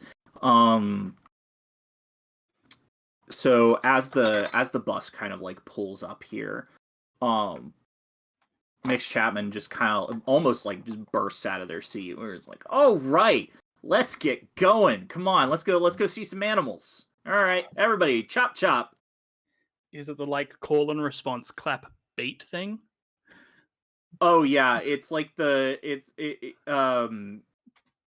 you want Emily, me to... I don't know if you utilize this in your day to day or whatever, but it's like the it's like a 1 2 3, yeah, it's like a 1 Yeah. 2 3 eyes on me kind of like clap. Mm-hmm. Yeah. It's the dun. It's the dun dun da da da. You know. That Yeah. was- Yeah. And like Yep. a bunch of the students like begrudgingly like Yep. and so everyone kind of starts standing up to get off the bus. Mika, you see the bus like pull up to the zoo entrance. From the other side of the fence. From the other side of the fence. Yeah, you're already in the zoo. You're just chilling in Yeah. an oak tree in there. Yep. AP folds the sidecar, which is collapsible, into the undercarriage of the bus, and then breaks into the bus via the emergency exit window, and pretends she was on the bus the whole time. Incredible. I mean, like, you're supposed to be there. You turned in your permission slip. I find it very funny that you. Yeah. I just so- didn't want to ride on the bus. You all are. Can I told- add Yeah. a little detail? I bet that Nikki was taking up 2 seats because when you get back on the bus, you come in next to Nikki and she like opens the emergency window. And stuff. Yes. Yes. Oh, That's Perfect. so good. That is excellent. Incredible. Love that. So you all kind of get out of AP like salutes Nikki with 2 fingers, like thanks. you all like single file like out of the bus with just a very triumphant and enthusiastic looking Mix Chapman, assistant principal Chapman, kind of like vying for the entrance, with Mr. Davis like sleepily trailing behind. And as you all are kind of like heading towards the zoo, you see like the front entrance is very like the zoo's evolved a lot over time, but the front entrance still kind of looks how it was originally designed. Where Rose City first got its zoo like way back during the Golden Age, so the actual like entrance building for the zoo, like the visitor center and everything like that, is very Art Deco. Lots of like gold accents and accentuated like stone shapes and all that kind of stuff. The fence is like very like fancily wrought iron around like the kind of like the entrance zone of the zoo here. All right, single file kids, come on. Let's all be nice and neat here. We don't want to get in any trouble now, do we? And I think this is vice principal. This is the assistant principal trying to shift all of your labels, trying to shift your danger down and your mundane up. Oh, I don't give a fuck what he thinks. so I'm I'm sorry, not real quick. listening. He's trying to shift all of our labels. Yes. Okay. I'm already maxed out on mundane, so When you try to shift a label up, and it's maxed out, you just take a condition instead. oh, cool. Okay, I'll take another condition. Oh God, Miles. I mean, you can reject this if you want, but I don't know if Yeah. Miles would. He's gonna take another condition. It's all good. Okay, all right. How's Miles feeling today? You know, not great. Let me see. Are you feeling perhaps insecure? It's gonna. Let's see.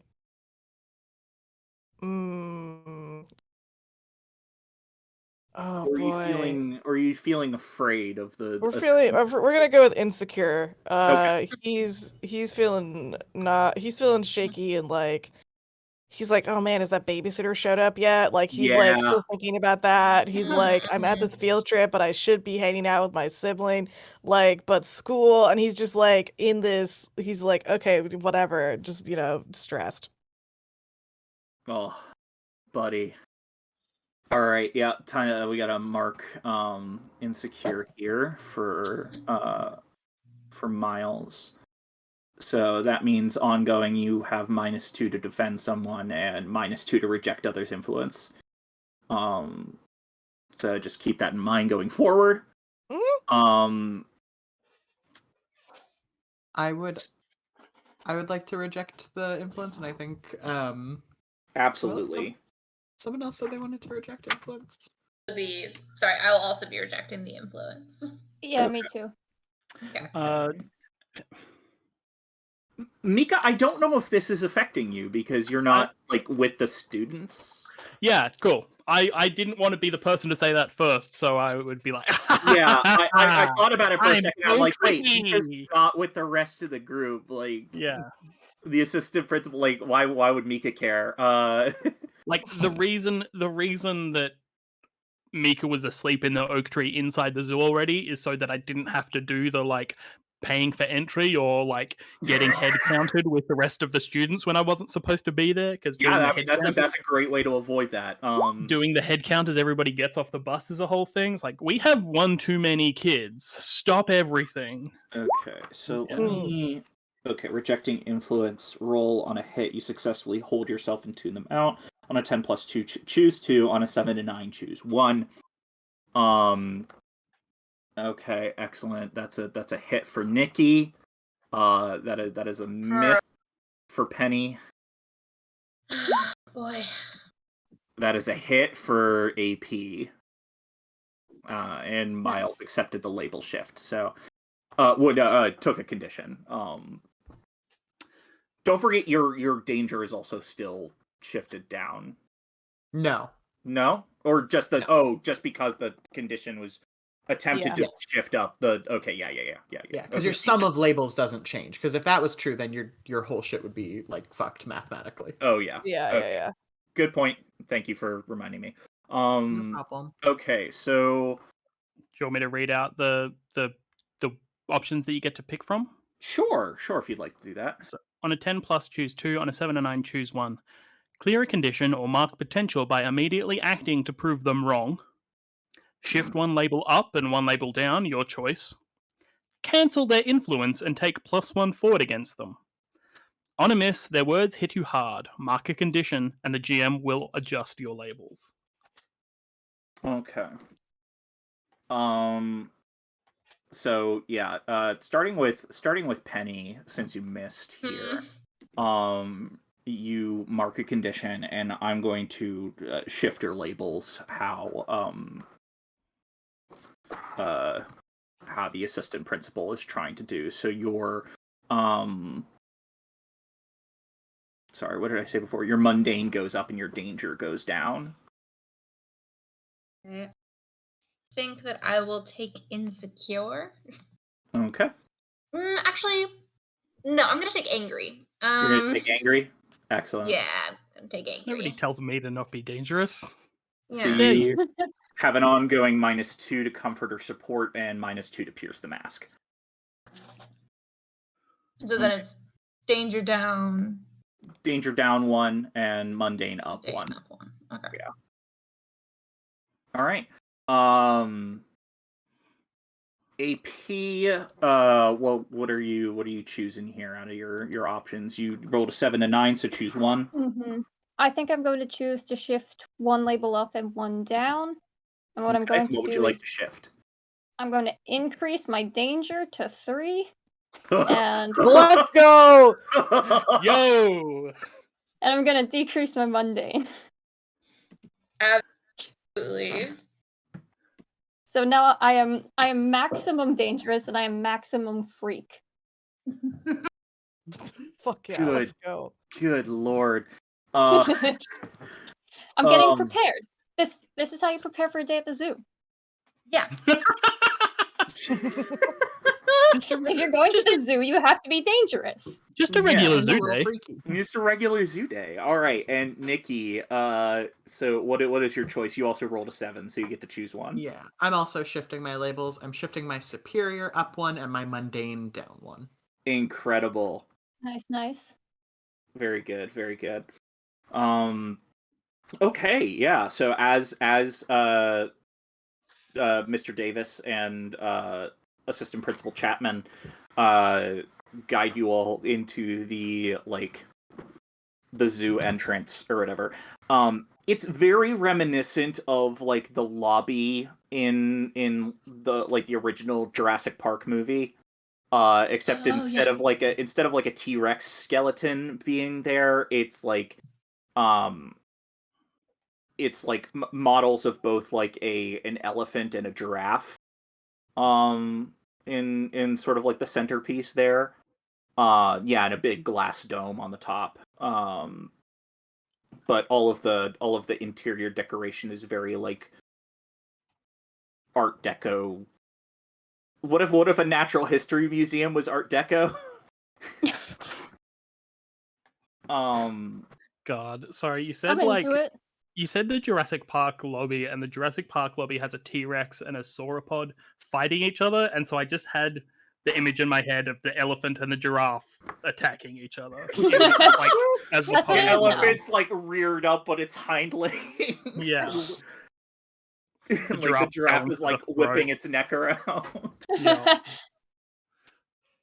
Because fun fact about giraffes: they fight with their necks, which is terrifying to consider.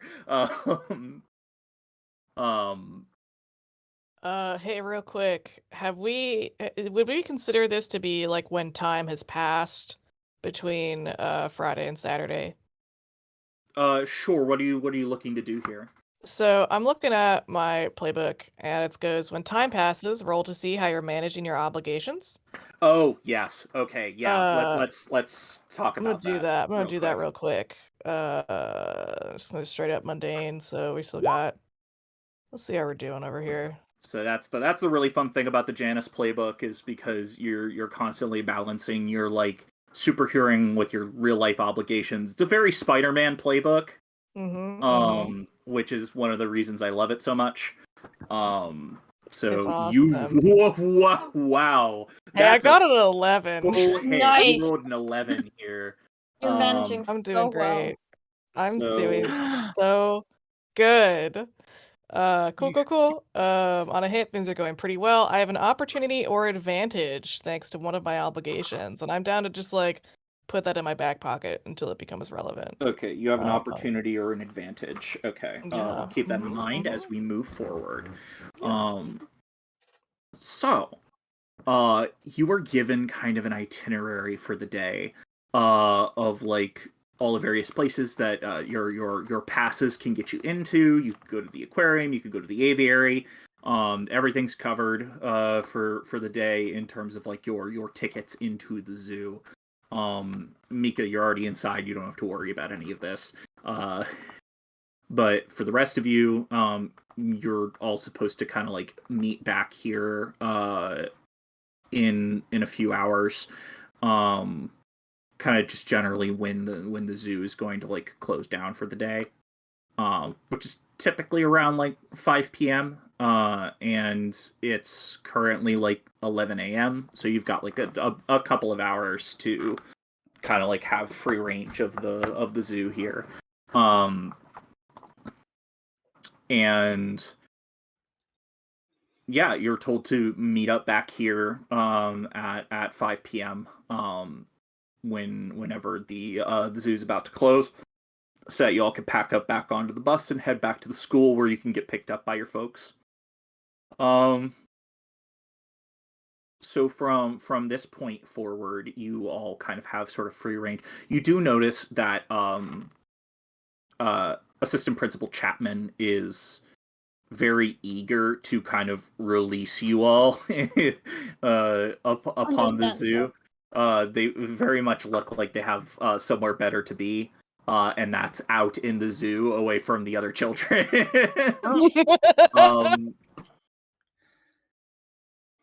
So yeah, we get kind of a frame of the assistant principal kind of like slinking off, and Mr. Davis just kind of like takes a sip of his coffee. How thick of a slab of a workbook is Mr. Davis like handing out to all the students of like, here's what you're doing today, filling these out? It's like a spiral bound, like a mini planner almost of like, it's like a part like workbook, part like sketchbook. Yeah, cool. Because like your assignment is like that you're supposed to like observe wildlife like in their natural habitat and draw down like any like observations that you make, that kind of stuff, and tying into like the theme of like evolutionary divergence, try and like make some inferences about like where different animals may have evolved from, that kind of stuff. Still very tying it into the lesson as part of this field trip.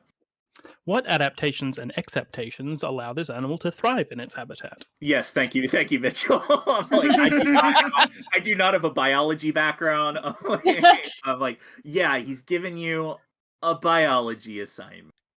Go do biology things. List 3 examples of convergent evolution. Yes. Describe the difference between an adaptation and an acceptation. So, I think as soon as the assistant principal. Mm-hmm. Very insistent on that. Yeah. starts like insistent blinking off. The insistent principal. Nikki is just going to like immediately garbage this spiral notebook and is going to try to like follow him. Okay. Yeah. I'm probably like say to the others like, do y'all want to see what the assistant principal is up to? Yeah.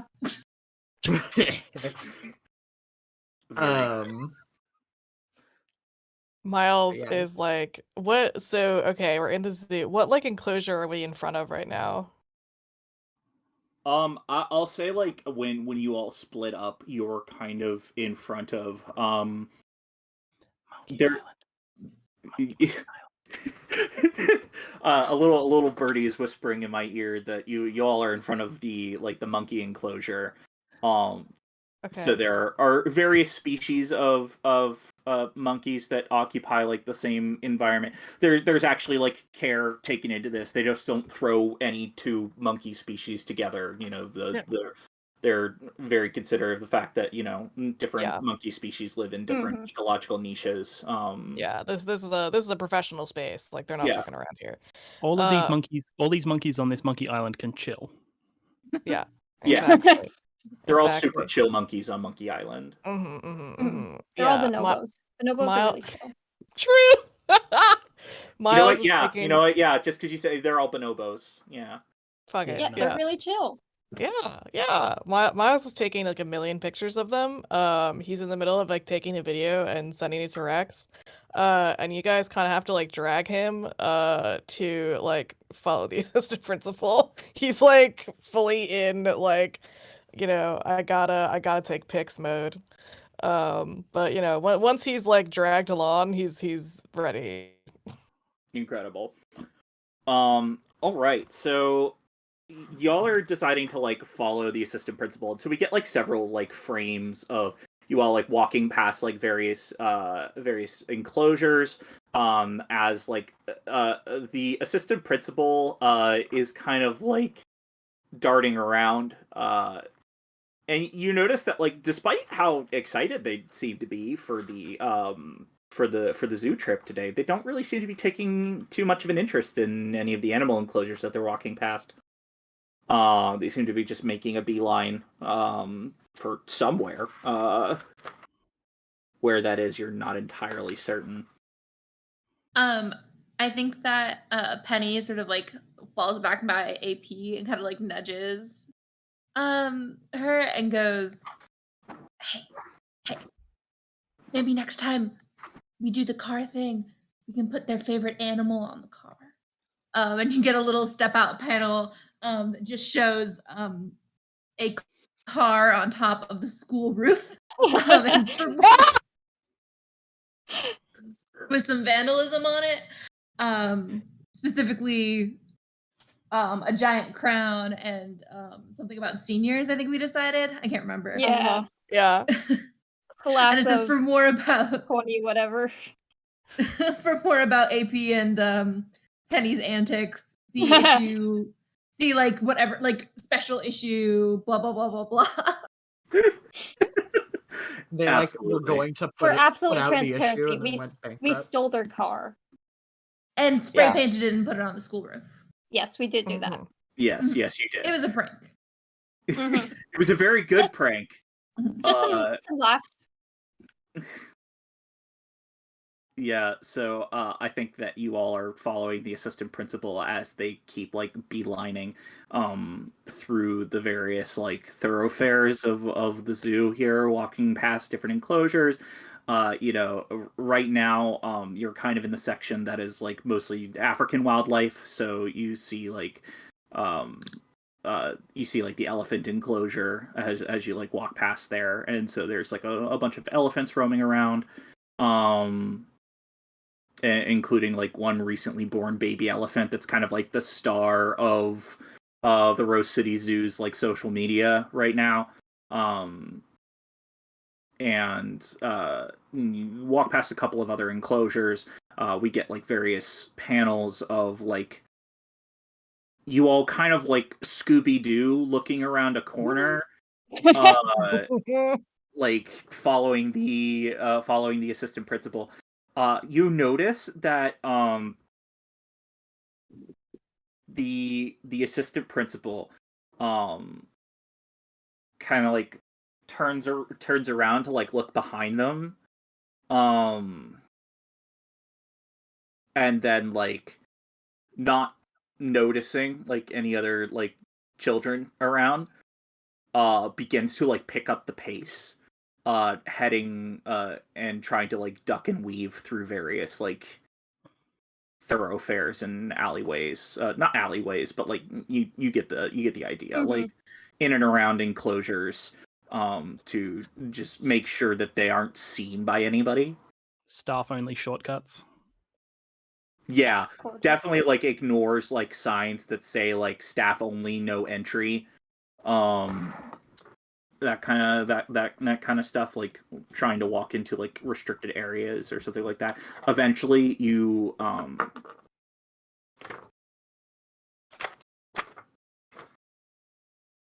see the assistant principal duck into a building that you assume is some sort of like staff warehouse sort of thing, where they it's connected to like a couple of enclosures, so it might just be where like some of the animals live in like the winter or something like that, when it gets a lot colder, or it might be where they like do the feedings for different animals and things like that. But it looks like one of those buildings they're trying to like dip into here.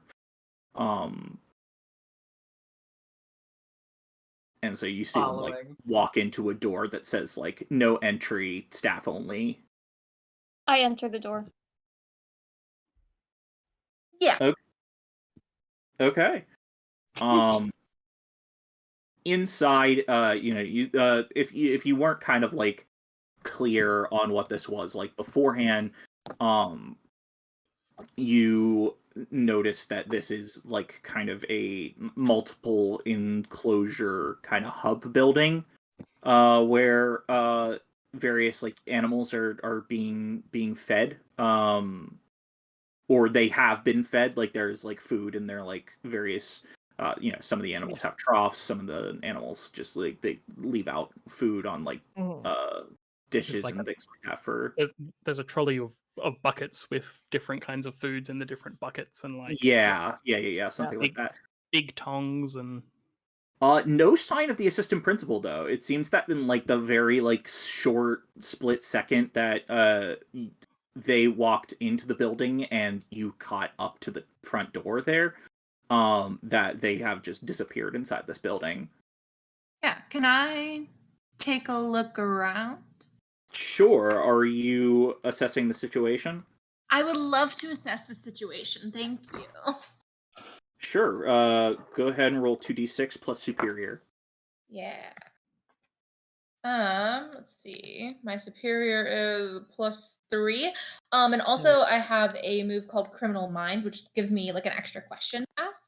Okay. Nice. Good. Let me take a look at the delinquent playbook right now.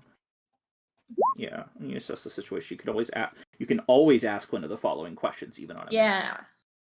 Oh, wow. Okay, yeah, that's Luckily, that's an luckily 11. my superior is through the goddamn fucking roof. Yeah. So on a 10 plus, you ask 2, and you take +1 while acting on the answers. So the list of questions available to you here is what here can I use to blank? What here is the biggest threat? What here is in the greatest danger? Who here is most vulnerable to me? And how could we best end this quickly? And then you also have the option to ask one of the following questions. What here is useful or valuable to me? How could I best infuriate or provoke blank? And what's the best way in/way past? Okay. So I want to ask.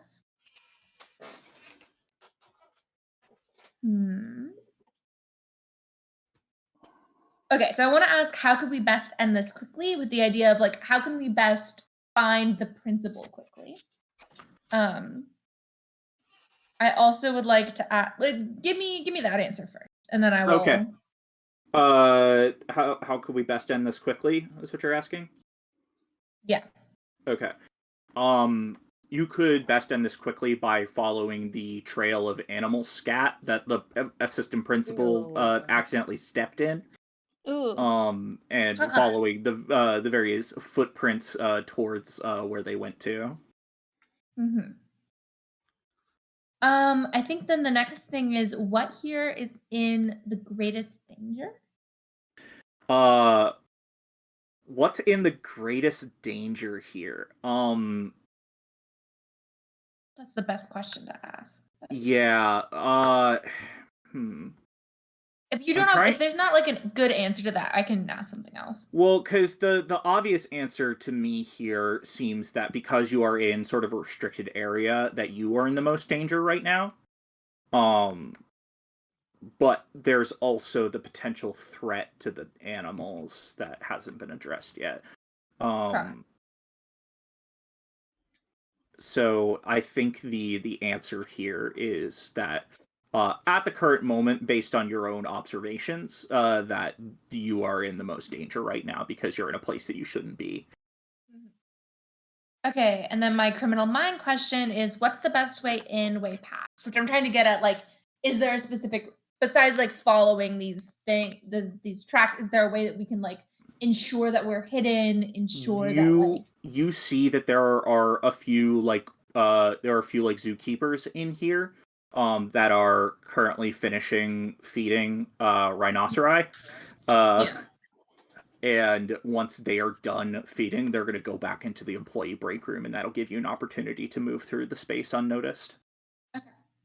So I'll kind of like whisper to the people around me, as like, look, and point out the footprints, and then be like, give it a second. They're about to go back onto their break.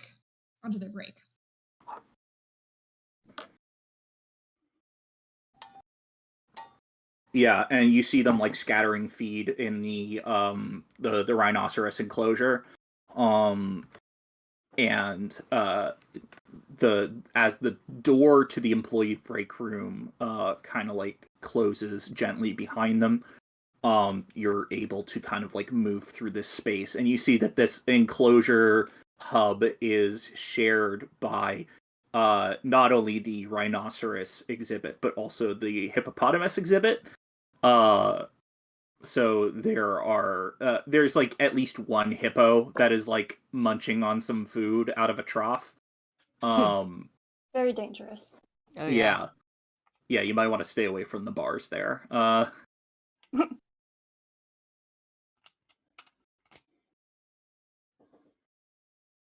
So sorry, he's the I keep wanting to say the vice principal. Yeah. Um, Uh-huh. the assistant principal, they're just like throwing feed into the pen. No. The assistant principal isn't in the room right now. Oh, As a part of that assess the situation, Penny was able to notice that there is a trail of animal feces leading to another room that the assistant principal must have accidentally stepped in. And so they've trailed animal scat into like the next room. I see. Yeah. I have a thought on how to solve the. I accidentally keep calling them the vice principal problem. I know it's such an issue. The most disrespectful teenager thing that we could possibly do is just refer to him as Roy. Oh, yeah. Yeah, Uh-huh. Roy left to go to the other room there. Yeah. I can also bring Mika in here if we want. Yeah. Oh, yeah, absolutely. I figured Mika had like caught up with the gang at a certain point. Just just panel of everybody and wow, and Mika's just there. Wow, look at the teeth on that duck. I do. Oh my god, I do like the idea of there being several flashback panels, of just like Mika like following the trail of the rest of her friends From the tree line. Yeah, from the tree line, and like we get back to the present moment, and it's just like, wow, look at the teeth on those ducks.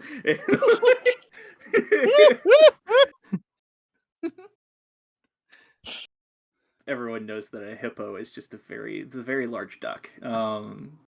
Exactly. She just hasn't learned Like I the words said, I for love all the taxonomy. surface animals yet. She lives in the water. It's a She's big duck. she's watched a lot of nature documentaries with Rex. That doesn't, Rex also chatters and like has commentary throughout the entire thing. So some facts get lost in the process. There's a flashback to like the nature documentary. There's hippos in the water, and Rex is pointing to like the ducks in the back, and like, that's this kind of African duck.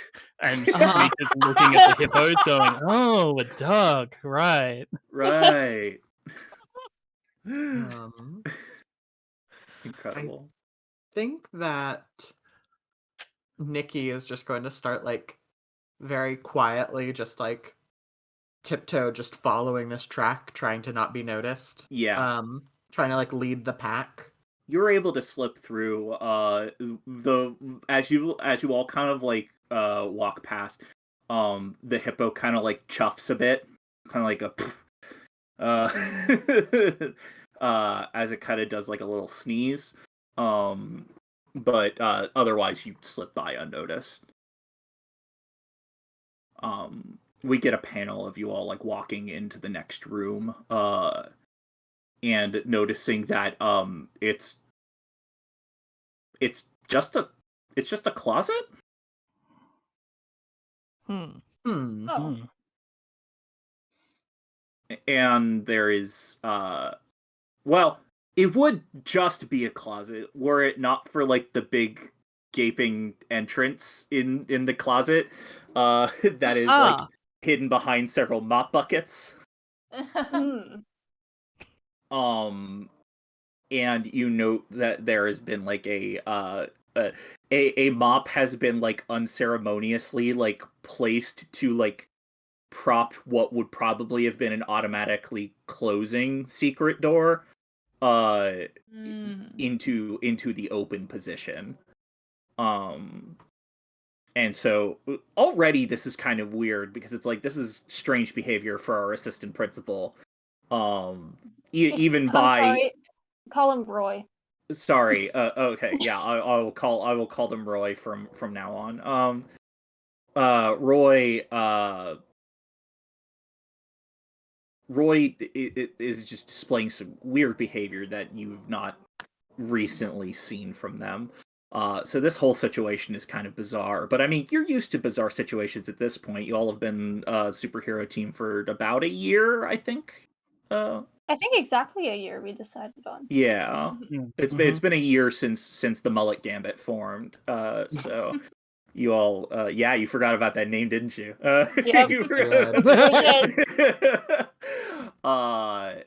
So, do you go in through the secret door? Yeah, of course we go in through the secret door.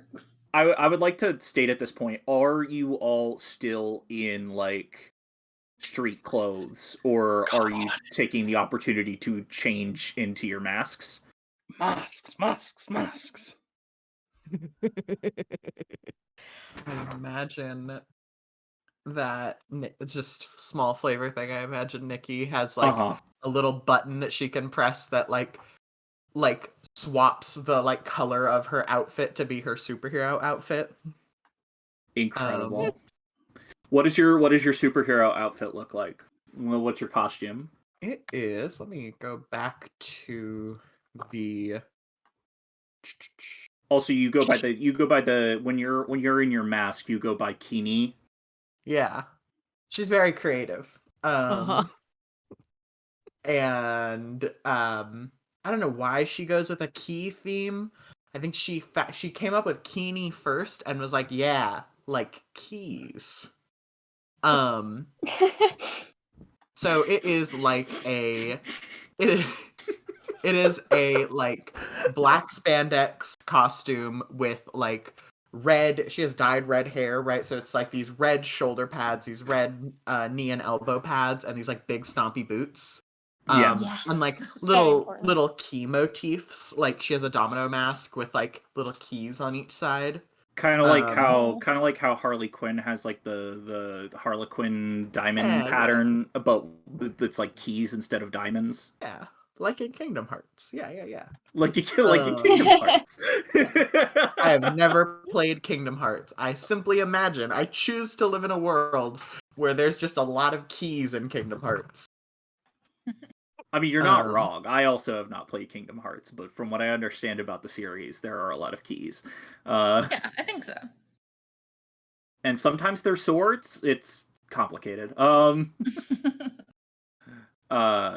Awesome. So the rest of you, like, what does it look like when you kind of like go into your masks mode? I imagine for AP, this is not so much a normal change since you're kind of always a robot, unless like you have more of a superhero outfit beyond that. I think the difference between my street clothes and my superhero outfit is that my street clothes consists of a backwards baseball cap. And then when it's time to enter mask mode, I take it off. I thought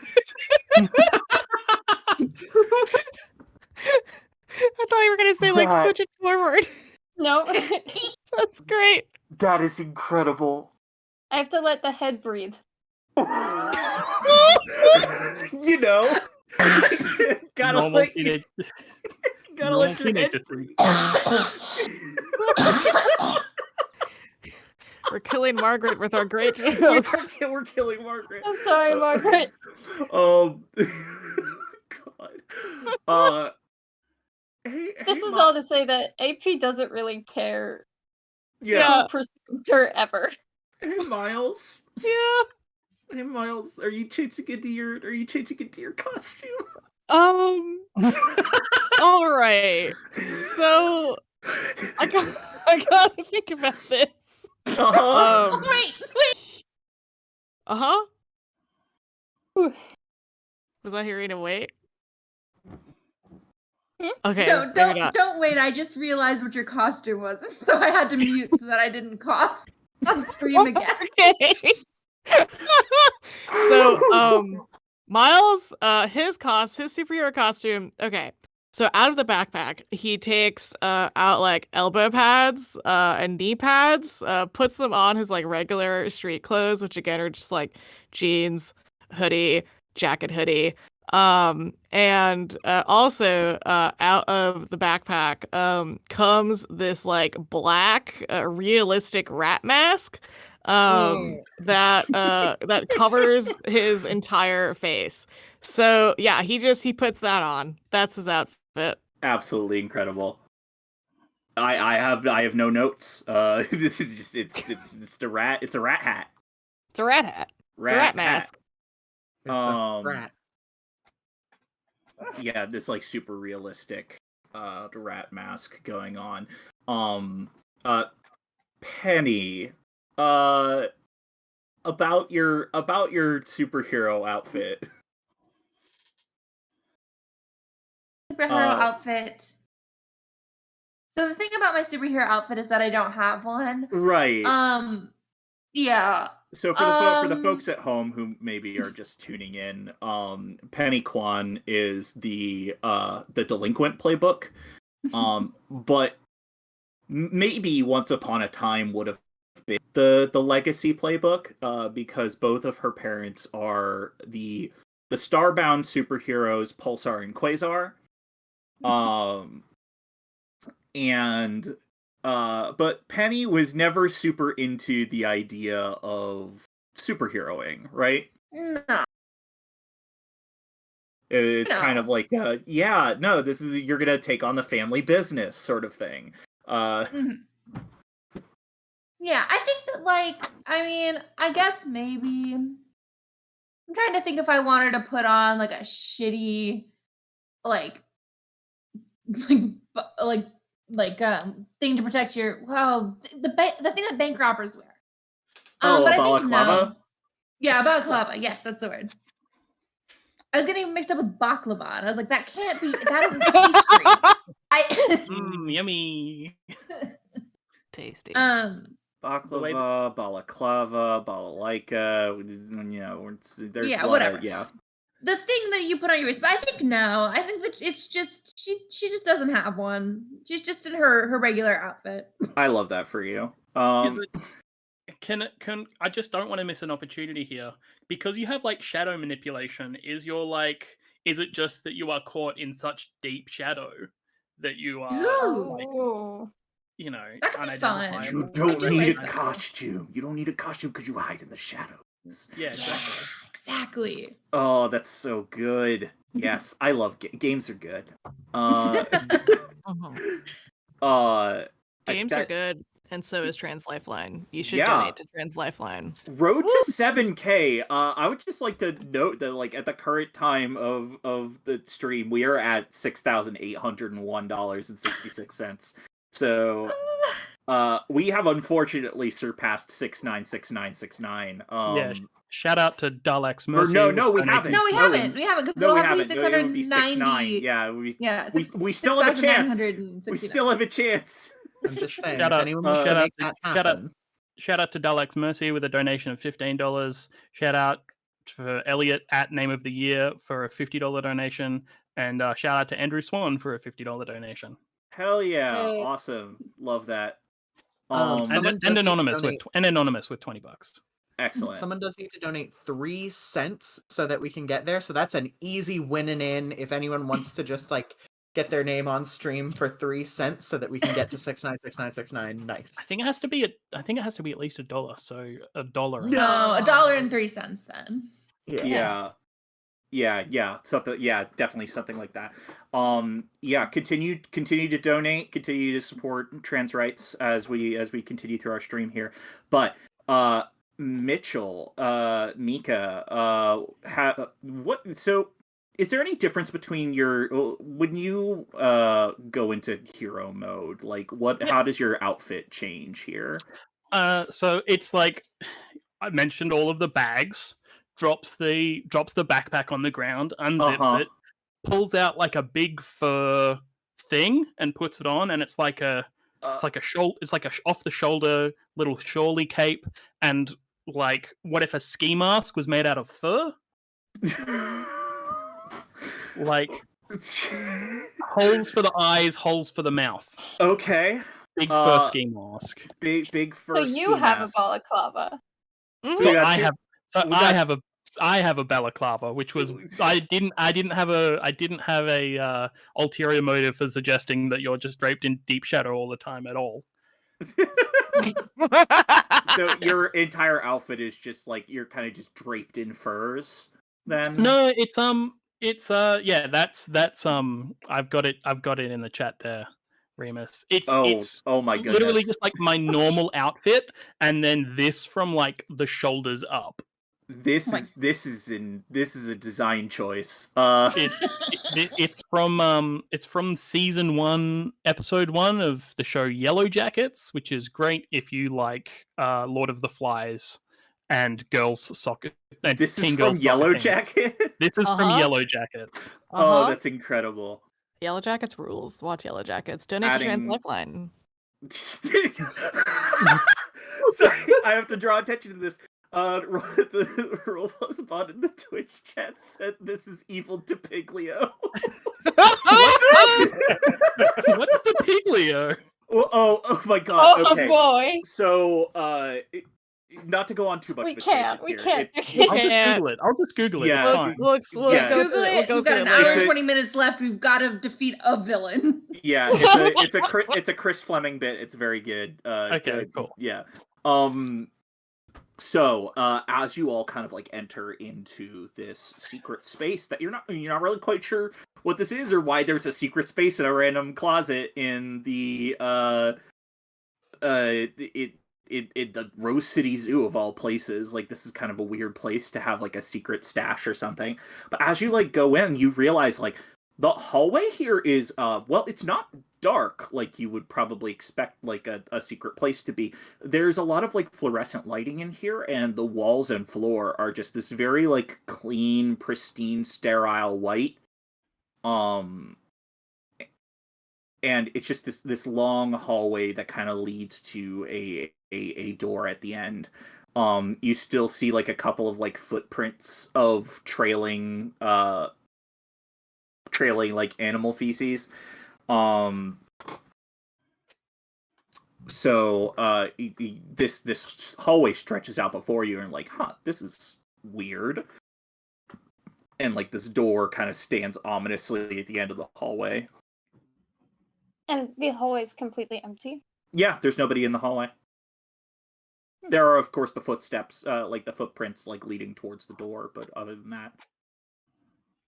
oh, you also find, sorry, not that this would constitute you not being alone here, but you do find the like the tweed jacket, and like several other elements of the assistant principal's attire for that day, just like on the floor here.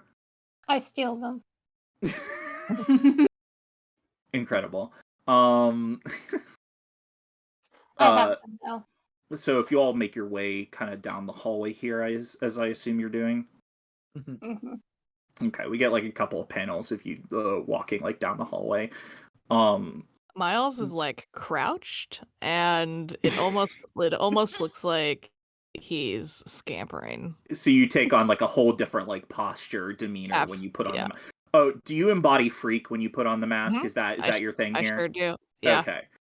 I forgot that was a Janice thing. Just real Janice quick. things. Just Janice things. So you all make your way down the hallway, and the doorway kind of opens up like a sci-fi door does, where it kind of like slides up. It jumps. Ooh. Yeah, it does like a nice. It does like a nice solid whoop as it like slides up, and you realize that there is an elevator here. Oh, Oh, cool. Yeah. Going down or up? The only option is to go down. Okay. How many different basement levels are there? There's actually only one button. Does it say Hmm. lair on it? No, but it does say lab. Yeah, Oh, there we yeah. go. yeah. Ah, And I want to pet the lab. Not that kind of lab. Well, let's go find out.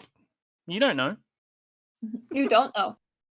Maybe it's a Okay. very dangerous lab. They have to keep them down here. Mika, you press the elevator button, and we get like Oh, a yeah. panel of like the door kind of like shoom, like closing behind you, and the elevator starts to like it does like this like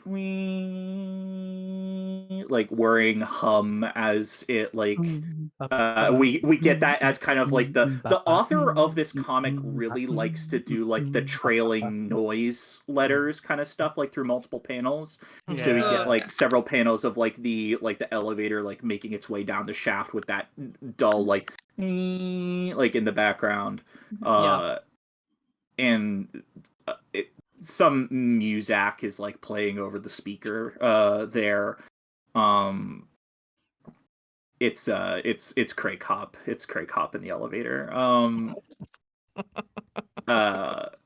Just because we got to keep tying in Craig Hop here.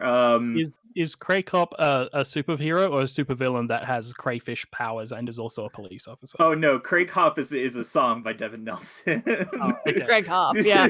We thought it was Craig Hop. Yeah. Okay. yeah. Shout outs. Shout outs to Devin. So not Craig Hop. Craig Hop is in a completely different edition. Different issue. Different issue, yeah. From the Crustacean Station line of comics produced by RCC. And so the elevator kind of like slides to a halt at the bottom of the shaft here. And you enter in as the door pulls back up. And what you see before you is it's actually very chaotic because there are a lot of scientists in lab coats running about. And there is a red light like blaring an alarm system like in the middle of this room here. It's getting as like these scientists are like scrambling all over the place. And they're like, I don't know how they got down here. They're heading straight for the containment button. Like containment unit? Yeah, they're heading straight for the containment unit. Somebody get security on this. Somebody tell Dr. Devonian. Yo! And reached 7,000. Mika, I think, actually probably recognizes this name more than anybody else. Dr. Devonian is a supervillain who is also from Pellucidar. Shit! Dr. Devonian is this scientific supervillain who wait, hang on, stop the presses. We have just reached $7,000 here at the Roll Plus Fun 4th anniversary live stream. Jesus Christ, y'all are fantastic. This is more than we ever could have hoped for. Like, that was... Honestly, I'm shocked. I'm floored. Thank you. Fucking keep donating. Trans Lifeline, Trans Rights, let's go. Keep it rolling. Let's keep it going. Keep it rolling. Holy shit. Make that big number keep going up. So yeah, big number go Burr. Big number go Burr. Dr. Devonian is a Silver Age villain, who is kind of known for using like technomagical devices, where combining like overworld science with Pellucidarian magic for nefarious means. And you know that Dr. Devonian was like exiled from Pellucidar for crimes against your people kind of thing. And so you're like, oh shit, Dr. Devonian's here. You don't know where he is, but he's somewhere here in this facility because you hear one of the scientists like call out for him by name.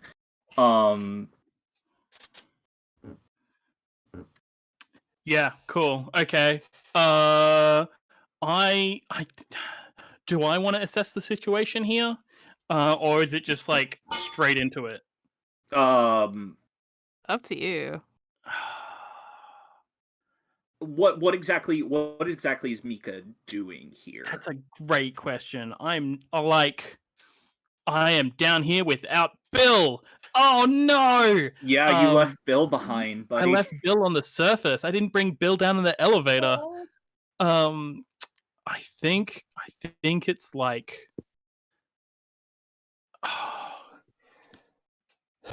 Is it just like?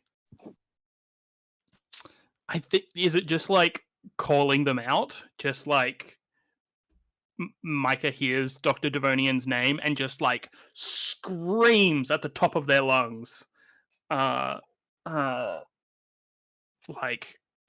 a challenge.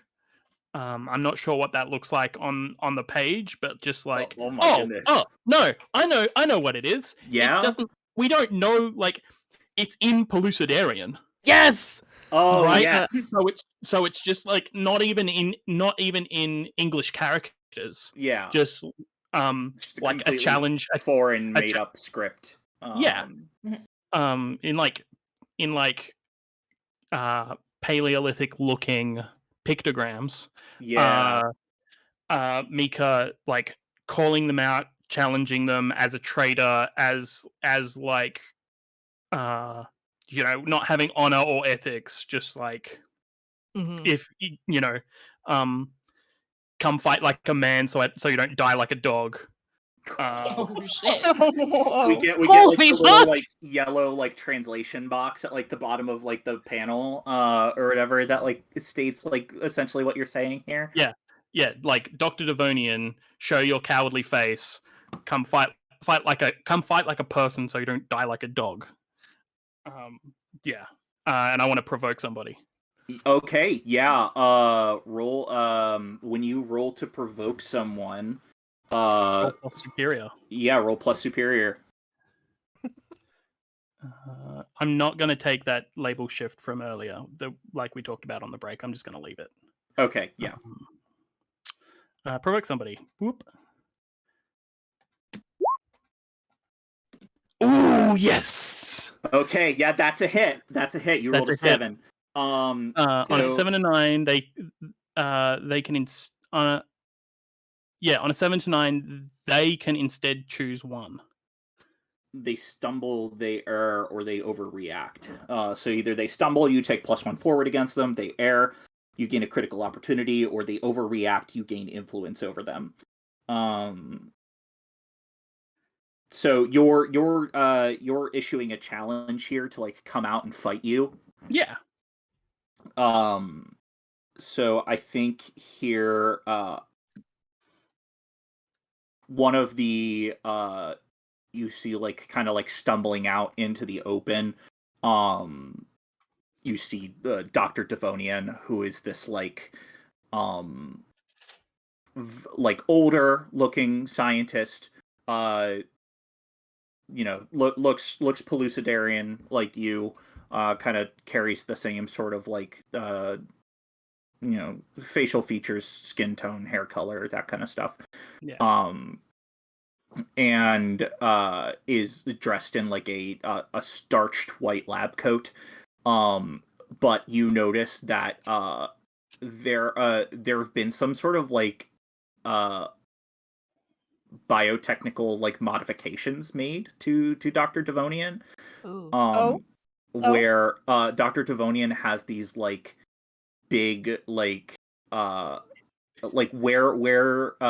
his ears should be. There are these like fish-like fin gills, yes! like on either side of his head. And where you would normally see like pupils and irises, it is instead like big black fish eyes. And Dr. Devonian like stumbles into the open, sees you, recognizes you as another Pellucidarian, and also sees these other superheroes around with you, and it's just like, oh shit, and starts to like turn around and like run towards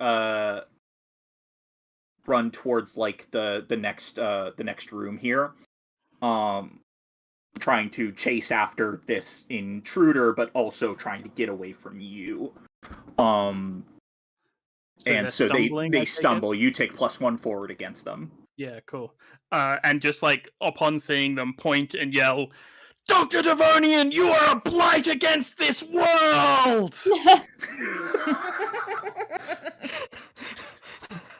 Sorry, can't hear all that. And just like, yeah. Does anybody else want to like jump into the fray?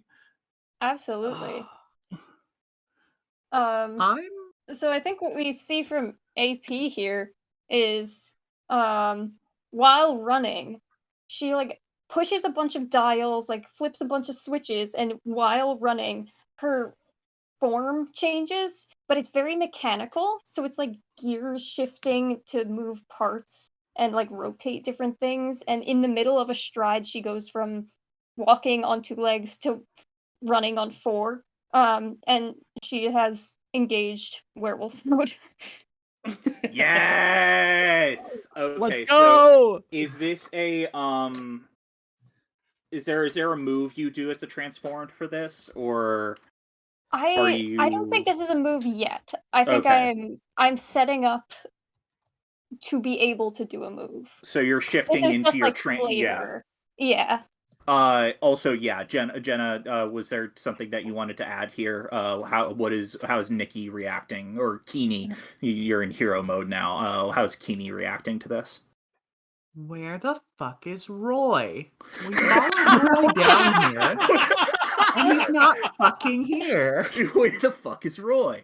Where the fuck is Roy? Is a good question. You hear like over the loudspeaker, in answer to this question, containment breached. Containment breached. As like the alarm starts to keep going, Dr. Devonian like runs in through a door that like opens and closes behind him. Do you all give chase? Oh yeah. Absolutely. So Excellent. I have part of my rat powers is that I have impossible mobility. And I can squeeze through any space a rat can. So I want to just What real does quick. this look like for you, a human-sized person? Well, it looks a little weird. Do you shrink? Do you like flatten yourself? Like I think it's like I flatten myself, and I think it almost looks like the space like it's manages to accommodate me. It's like I'm moving so quickly that like it just works out. Like we're going full on scurrying speed here. That's awesome. Yeah, he's on like, yeah. Are the two of us, like me bounding and you scurrying, we're like weaving? Do you get the visual? Like we pass each other. Yeah. Yeah, it's like in the X formation, you know. One of us goes one way, the other one goes the other way.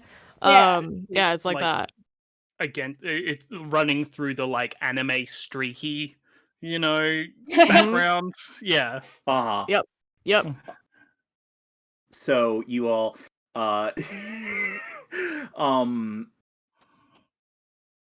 you all kind of like rush through this door. I'm assuming both Penny and Keeney are following along and giving chase here. Just for flavor, if Penny could be like zoom, zoom, zoom, like jumping through shadows to like be part of that like ducking and weaving situation. We're making a braid. Yeah, you're Well, kind yeah, of. let's go. This is so fucking cool. Jenna? Just 2 things. One, I realized that I must have like copy pasted wrong, and I put in the spreadsheet that Keeney has seismic waves. That is not true. She just has like martial arts. She's just a normal human person. So you don't have any like supernatural abilities. No. You kind of like take after your father, where use big gun or martial arts know-how. I feel like now I'm getting this image of, since you have like a martial arts know-how sort of thing, I'm getting this image of your dad as more of like a kingpin character. Yeah, kind of. Just because that character tends to rely a lot on martial arts training. And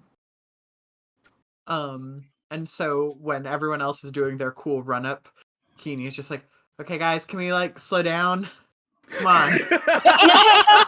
I gotta jump over a small fence. Oh my god, you guys like go so hard for this. It's like Like such tryhards. Oh my god. No, cut between like the three of us weaving and like the rushing sound of us running, and then Yeah. cut to Keeney in silence, like, oh my god.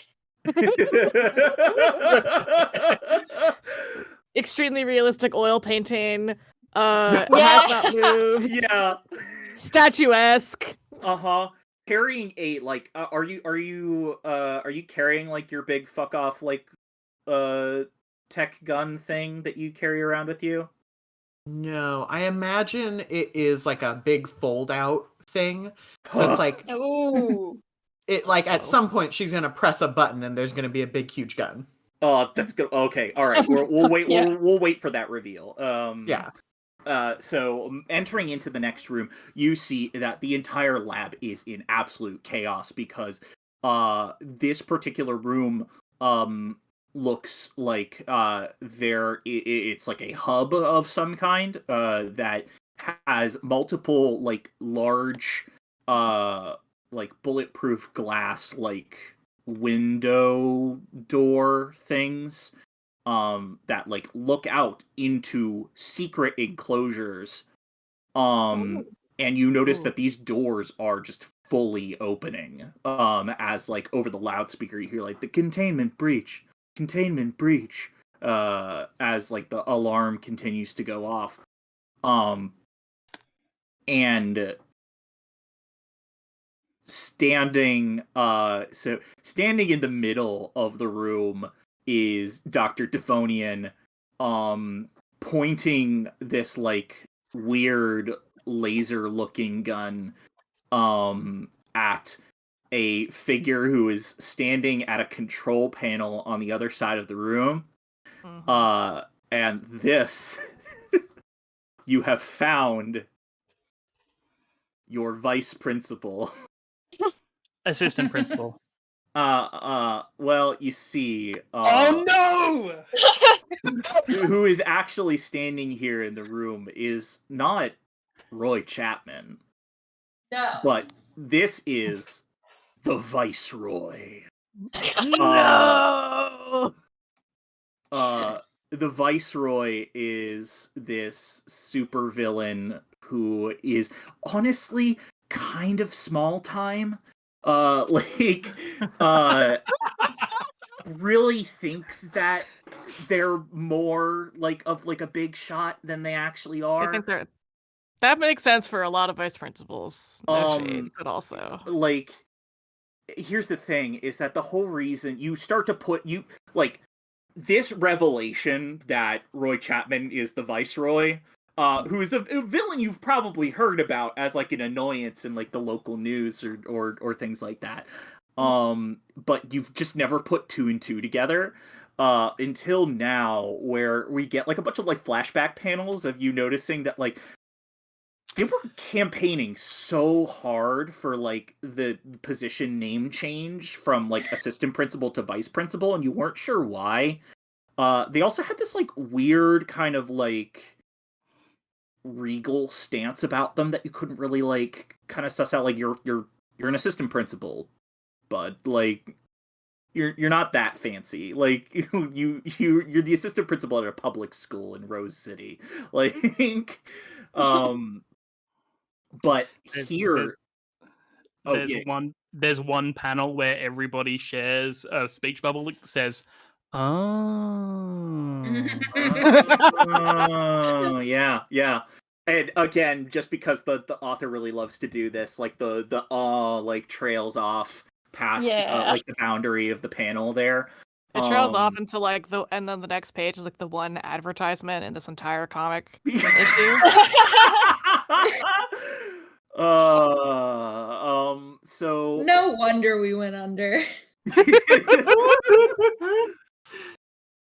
um uh so Roy the Viceroy is standing at this control panel with their hand on like a big red button that was like under like a glass case as these like window doors like start rising. And you hear this like screeching noise coming from like inside the enclosure. Very like Jurassic Park sounding noise, like probably not what an actual dinosaur sounded like. Yeah, there's 4 different onomatopoeic like animal screaming Yeah, noises, like right. from the edges of the panel. Yeah. And you see the Viceroy like standing. It's like, oh darn! I was really hoping I was only going to have to deal with you, Dr. Devonian, but it appears we have guests. I thought I gave you children a specific itinerary for today. Have you not been working on your packets? That's very misguided of you. Does nobody else have like a quippy comeback here? All I No. can think of is the itinerary was ass kicking, but that's not like. That's so good. We actually Okay, did our own okay. itinerary. Ass Can- kicking. I never enrolled. Okay, I really want all this to be in character as there's a beat, and like one of us should have a cool response, and instead we just kind of like do a quick second like team huddle, like to be. What do we say? It's not there's a beat and then we all talk over each other. Yep. Incredible. Anyway, Titans go. Fight, Yeah. fight. Yeah, Dr. Devonian kind of quips back. You'll never get your hands on my beautiful creations. Never. And as the doors open, you notice that like out of one of the enclosures comes this dinosaur that we saw on the front cover of the comic here. This sort of like Jurassic Parker raptor like coming through the window here, and there's like a placard next to its like containment enclosure that reads Omniraptor.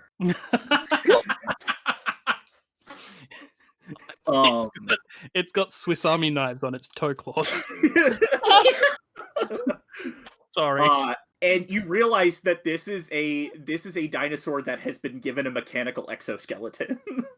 Same. She's just like me for real.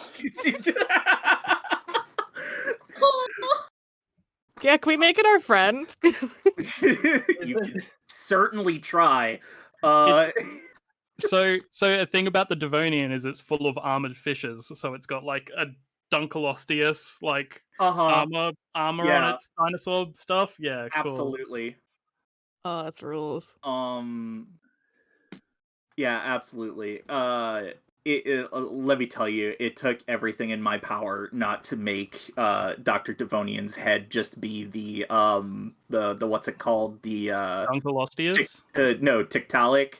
Oh yeah. Like the first amphibious creature to like walk up on land. The thing with Dunkleosteus is it's the first one to have a shoulder and a neck. Is the actual interesting thing about Tiktaalik. Oh, that's cool. Yeah. So in this current moment, there are 3 antagonistic forces like juxtaposed in like a triangle formation, with you all kind of like off to the side. How do you respond to this like situation here? Like, what are you doing? Are you springing into action?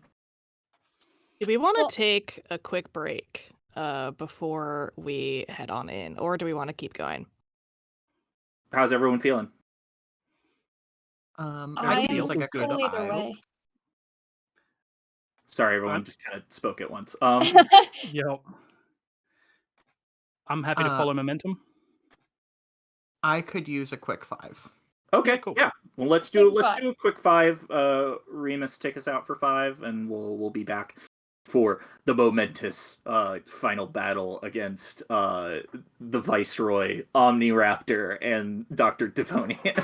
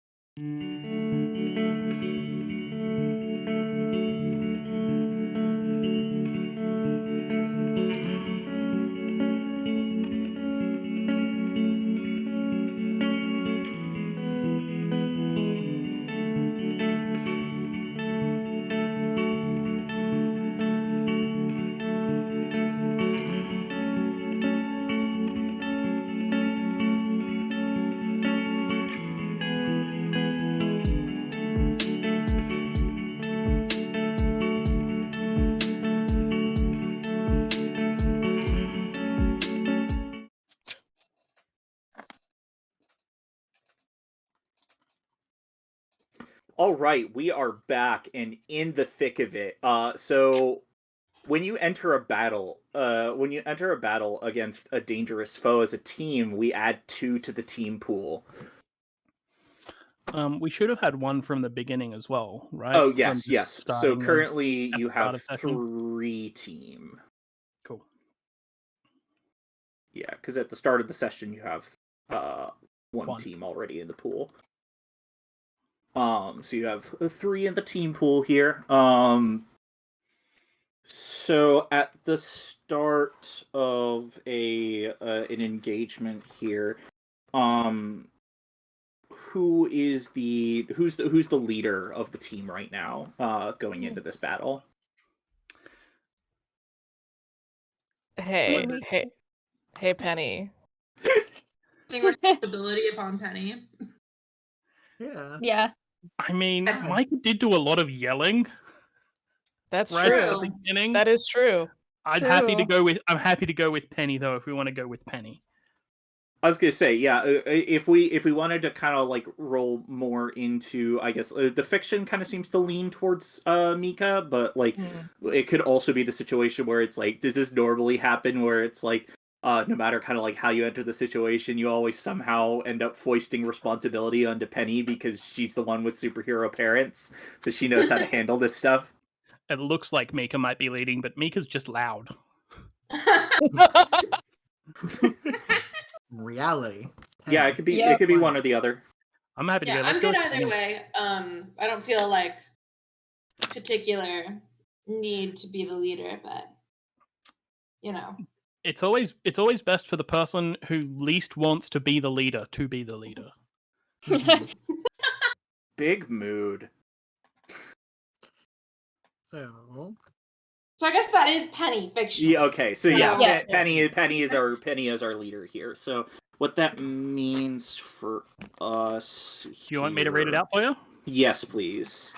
When you enter battle against a dangerous foe as a team, add 2 team to the pool. If the leader has influence over every teammate, add another team. Which I don't think is true. I don't think so. No. Yeah, I don't think everyone has the same purpose here. Or no. The leader doesn't have influence over every teammate. Yes. Yeah. If No, I don't everyone- have influence over AP. Cool. What can I say? If everyone has the same purpose in the fight, add another team. What's y'all purpose in the fight? kick ass, take names.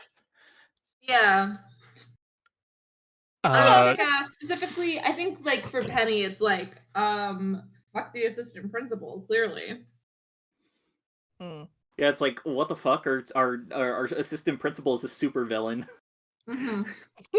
Our assistant principal is a shitty supervillain. That's like the worst case. That's the scenario. worst kind. Yeah, Yeah, he's like not even cool. not even a cool supervillain.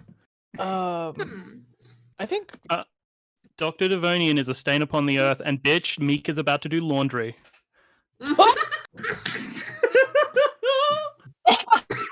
Okay, it kind of feels to me. I'm a fan of the players here. It kind of seems like you all are here to kick ass and chew bubblegum, and you're all out of bubblegum. Yeah. so. I don't want to throw a big wrench. I'm perfectly happy to like get that extra team pool point. But I'm wondering if Miles wants to like calm down the Omniraptor, which is not kicking ass, but yeah, like I mean that's totally fine. We don't have to add that extra team if you Are think that is are Miles's we- purpose. are we cool with that? That's Yeah. fine. That's cool. I think that's I'm true very to happy Miles. with that. Yeah. Okay. I think that's good, and we should follow the fiction there. So, Okay. If any team member mistrusts the leader or the team, remove a team. do any of you mistrust Penny or the team in general? I don't think so. No. You guys are my family, so no. Oh, Mhm. I make you think that I don't trust you, but that's not true. oh, that's good. If your team is ill prepared or off balance, remove a team.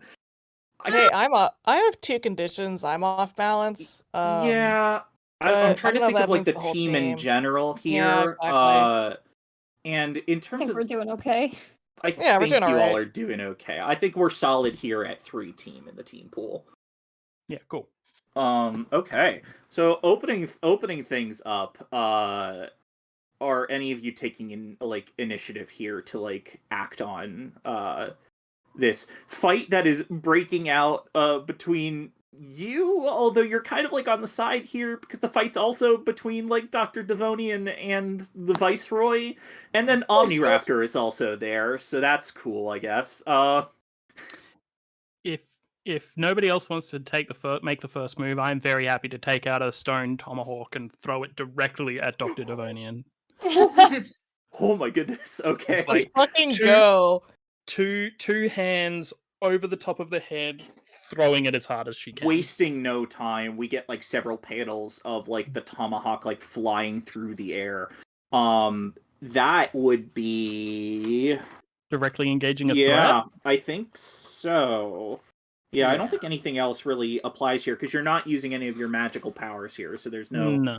unleash your powers aspect here. And even in that circumstance, you would be using your powers in this case to directly engage a threat. So I think Yeah. that's the action that works best here. So roll 2d6 plus danger.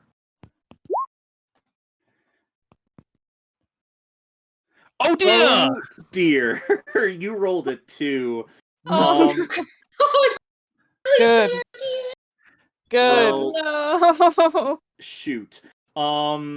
So here's the thing. We get like several panels of like the tomahawk like flying through the air.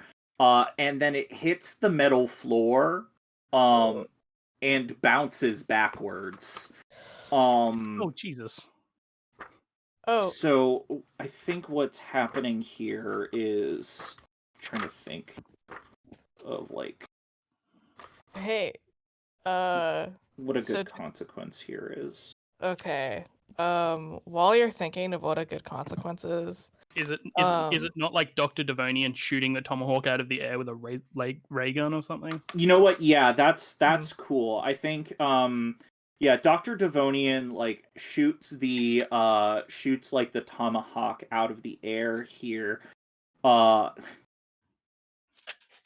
Typical childish rashness. Always willing to throw the first punch and not use their brain when it comes to the situation. And I think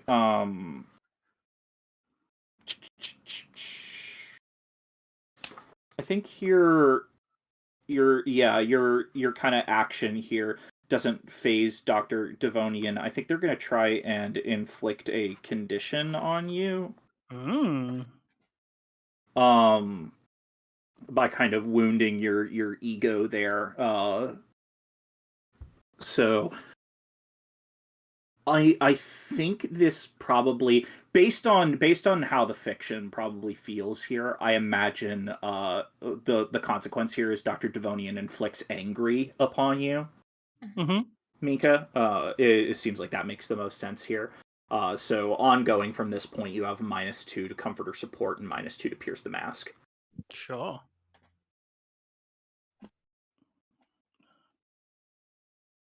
Conditions angry. I watched this happen.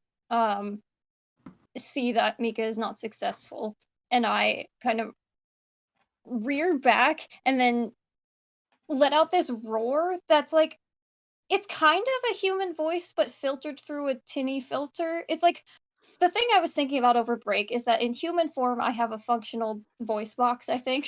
Mm-hmm. mhm. I have that part of my larynx.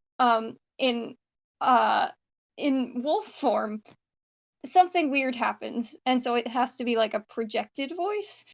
So I roar like a human trying to roar, but filtered through a metal box or something. Oh, You hear that, It- and then is it like through a shitty speaker and you've peaked out the mic? yes, and it sounds terrifying and also ear splitting. So I do that, and then I rush at Dr. Devonian, and I attempt to claw him over his body. Okay, so yeah, you're rolling here to directly engage a threat. I was actually going to use one of my moves. Oh yeah, what move are you looking at here? I am using Be the Monster. When you frighten, intimidate, or cow others with your monstrous form, roll plus freak. On a hit, they are thrown off and make themselves vulnerable to you, or they flee. Yeah, I like that a lot. I feel like that is especially prefaced by the roar there. You are really trying to lean into your transformative state. Yes. So roll plus freak. I'm going to do that.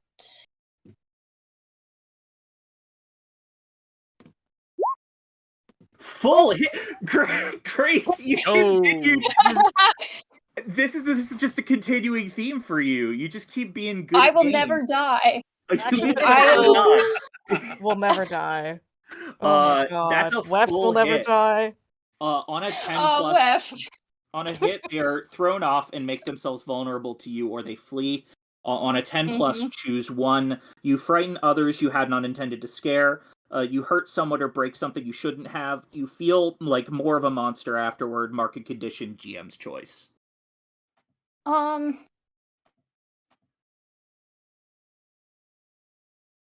don't want to hurt anyone else, so I think I'm going to choose to mark a condition. Okay. So in this case, I'm gonna mark a condition for you here because it's GM's choice. I think here. Again, I feel like angry is the most appropriate here. Yeah, that tracks. You are kind of like leaning into that emotion here by attacking Dr. Devonian, having kind of been provoked by their rudeness towards Mika. So marking angry as a condition for AP. 3 out of our 5 intrepid heroes are angry. Roar. Incredible. Love that for us. Love to be angry. Tracks. So yeah, I think in retaliation what occurs here is Ugh, this is beneath me, says Dr. Devonian, kind of like wipes, like kind of like skirts out of the way, of course, like thrown off, and they make themselves vulnerable to you. So like they're kind of like they're open here for some sort of an attack. Somebody he's off his balance and he's like, this whole thing is beneath me, Omniraptor, and you hear like like of the Omniraptor over the din of the room. And in this moment, of course, Dr. Devonian has opened himself up as a result of your role there, AP. So from here, anybody can kind of decide to take initiative here against Dr. Devonian, or perhaps the Viceroy will, if nobody else does. I would love to hurt somebody. Sure. Yeah. To clear my condition. And so I think that while Dr. Devonian is kind of like held up for their by like talking to AP from behind, we just see Petty coming up in the frame like behind with a big baseball bat made out of shadow. I would like to right over the head. Yeah. To try and knock him out. Are you using a specific delinquent move, or are you rolling to directly engage a threat? I'm using to directly engage a threat. Okay. Does the baseball bat, real quick, does the baseball bat have little like shadow nails? Oh yeah, of course the baseball bat has shadow nails. What do you mean? Incredible. Good. It's kind of like it's a little hard to make out with the art style just because of like the wispy shadows and everything like that kind of like obscures the nails, but they're definitely there. Never forget that this shit is watercolor right now. Uh-huh. Yeah. Oh. Roll plus danger, Penny. Ooh, that's a miss. Oh boy. Ah! Okay. Okay, so yeah, I think what happens here is so you miss, which means that I get to make a move against you here. Hey, I have this condition called guilty. Uh-huh. And to clear the condition, I gotta hang on real quick. What's the exact wording? I gotta make a sacrifice to absolve my guilt. Okay, yeah. Hey, can I take whatever hit is gonna happen to Penny here? Or whatever consequence? Potentially. Let's see. Let me think for a second on Okay. what's happening here, because I think like so you go to like right over the head with the shadowy baseball bat, and Dr. Devonian like turns at the last second, like ducks under the baseball bat and like dives out of the way, and I think Dr. Devonian shouts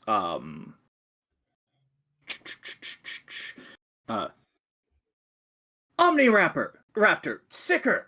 As like the raptor dino thing like leaps over like several consoles directly towards Penny.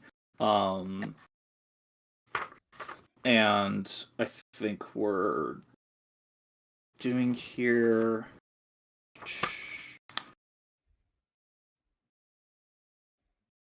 Trying to think here what this should be here, because like they're Dr. Devonian's like using one of their moves to command a dinosaur to do his bidding, and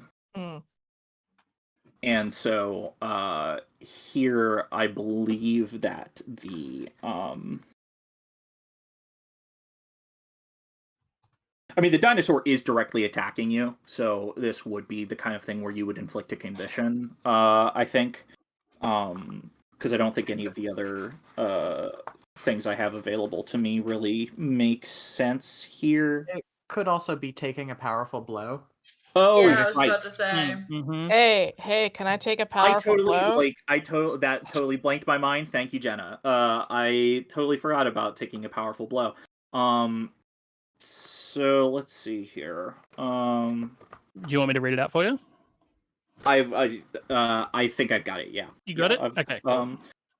When you take a powerful blow, roll plus conditions marked. On a 10 plus, choose 1. On a 7 and 9, choose 1. On a miss, you stand strong. Mark potential as normal and say how you weathered the blow. So in this circumstance here, because the Omniraptor is trying to attack Penny here, Miles, are you trying to intervene here? Yep. Okay. How is Miles trying to intervene? So, all right, I think listen, I could just like scurry on all fours really quickly, but I think what would be cooler is if like so like we're in like a lab, right? So there got to be a bunch of lab rats everywhere, throughout. Oh my god. Oh my Yeah. God. So I think what this looks like is like we just hear like these squeaks. And I think the image is like a tide of lab rats carrying me over. Oh my god. Yeah. That is both epic and terrifying at the same time. I love it. There's a quick panel of Mika's reaction. Oh, good, the cavalry's here. Oh, that's great. So I think here what you're trying to do, are you just trying to get Penny out of the way? Yeah, I think what I'm trying to do is so my goal here is to clear my condition, right? Which requires me to make a sacrifice. So, like, I'm here to take whatever hit that Penny's about to take. That is my purpose here, if that makes Okay. sense. I'm trying to think about whether or not you would then take a powerful blow, or if this is you defending someone. Right, that's the tricky thing. Ooh. Because you are defending someone, but you Mhm. could also just as easily be sacrificing yourself. Because like either one could get you to clear that guilty condition. Yeah. Because if you roll to defend someone successfully, one of the options that you have there is to clear a condition. Trying to think what fits to best clear, here. I think for clearing guilty, I think it makes the most sense to take a powerful blow. Okay. Yeah. If that works, because like I'm absorbing the hit. I would agree with you there. Yeah. Yeah. Mm-hmm. So when you cool, take cool. when you take a powerful blow, roll plus conditions marked. Okay. So you currently have 2 conditions, right? Sure do. Yep. So you will roll 2d6 plus 2. Absolutely. Okay, let me do that real quick. D6 plus 2. Is it /R, I think, right? Yes. /R in roll 20. Plus 2. All right. That's look a at that. 10. Nice. Look at that. Nice. On a Well- 10 plus, choose one. You must remove yourself from the situation. Flee. Oh wait, no, not nice. 10 plus is bad for this roll. No. Mhm. Oh my god. The humanity. I'm so Choose happy. one. You must remove yourself from the situation, flee, pass out, etc. You lose control of goodness. yourself or your powers in a terrible way. Oh, with no. 2 options from the 7 to 9 list, which are you lash out Oh. verbally, provoke a teammate to foolhardy action, or take advantage of your influence to inflict a condition. You give ground, your opposition gets an opportunity. You struggle past the pain, mark 2 conditions. Hey, how crazy would it be if I marked 2 conditions? Oh my god, Emily! Just saying, what if? Oh, Christ. Conditions. Yeah. Conditions. Oh. Miles is an outlier and should. If I can't. Okay. They call him. If you Monterey mark 2 conditions, you Jack. still have to choose another one from the 7 to 9 list, because you'd be choosing that option. Yeah, totally. Cool. All right, that's what I'm gonna do. Okay. So which 2 conditions are you marking here? All right, let me look real quick. You currently have guilty and insecure, so you would need to take afraid, angry, or hopeless. Okay, we're gonna go with angry. And Almost everybody's angry except for Nikki now. mhm. Anger And- squad. Anger Squad, and then I think the other one I'm gonna mark. I think it's gonna be hopeless. And I think what that looks like, it's not that Miles thinks that we're all fucked. Like, he doesn't think that. It's more like he is doing something that is, extremely like dangerous and shit. And he's doing it to protect his family, which is you guys. He would never say that out loud, but that's how he feels. And it's like, I think it's like the culmination of like working retail and feeling like shit from working retail, and then also having to like be a surrogate parent, and it's this sense of no matter what I do, it's not enough. And I think that's where the sense of hopelessness comes in. It's just kind of this numb, like I have to keep going. It's like, fuck, I can't ever catch a break, can I? Yeah, like there are no breaks ever. I gotta keep going. So I think that's the vibe for him here. But yeah, and I think So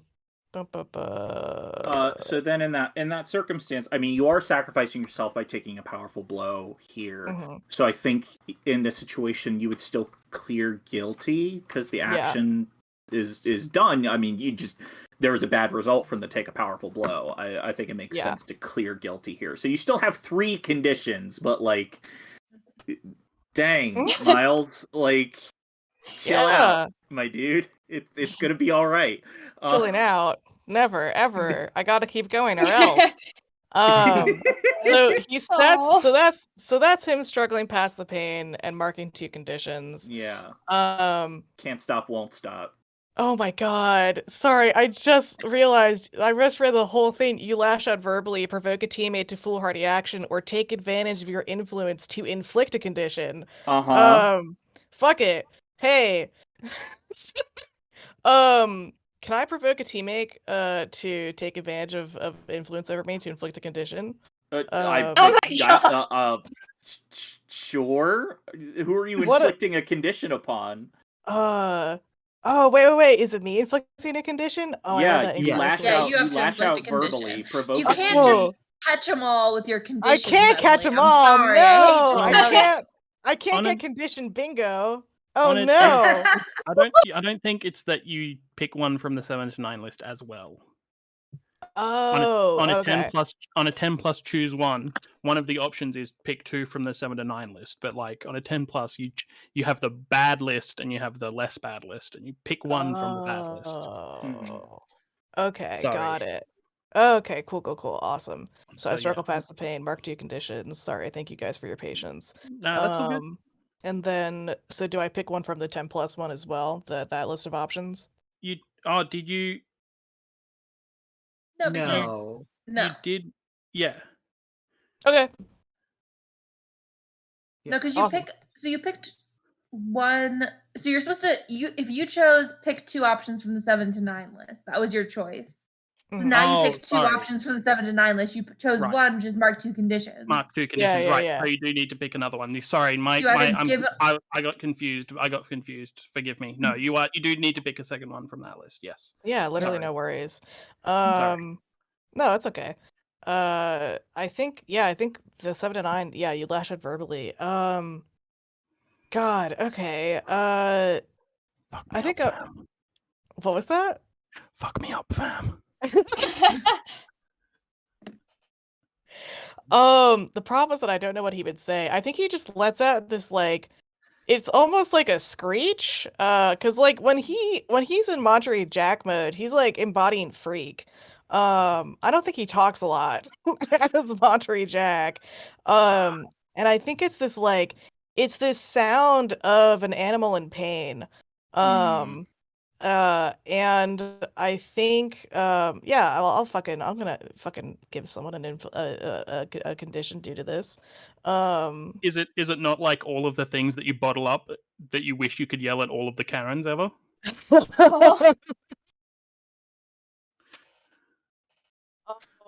I think when I worked retail, I would have a bunch of like comebacks in my head, right?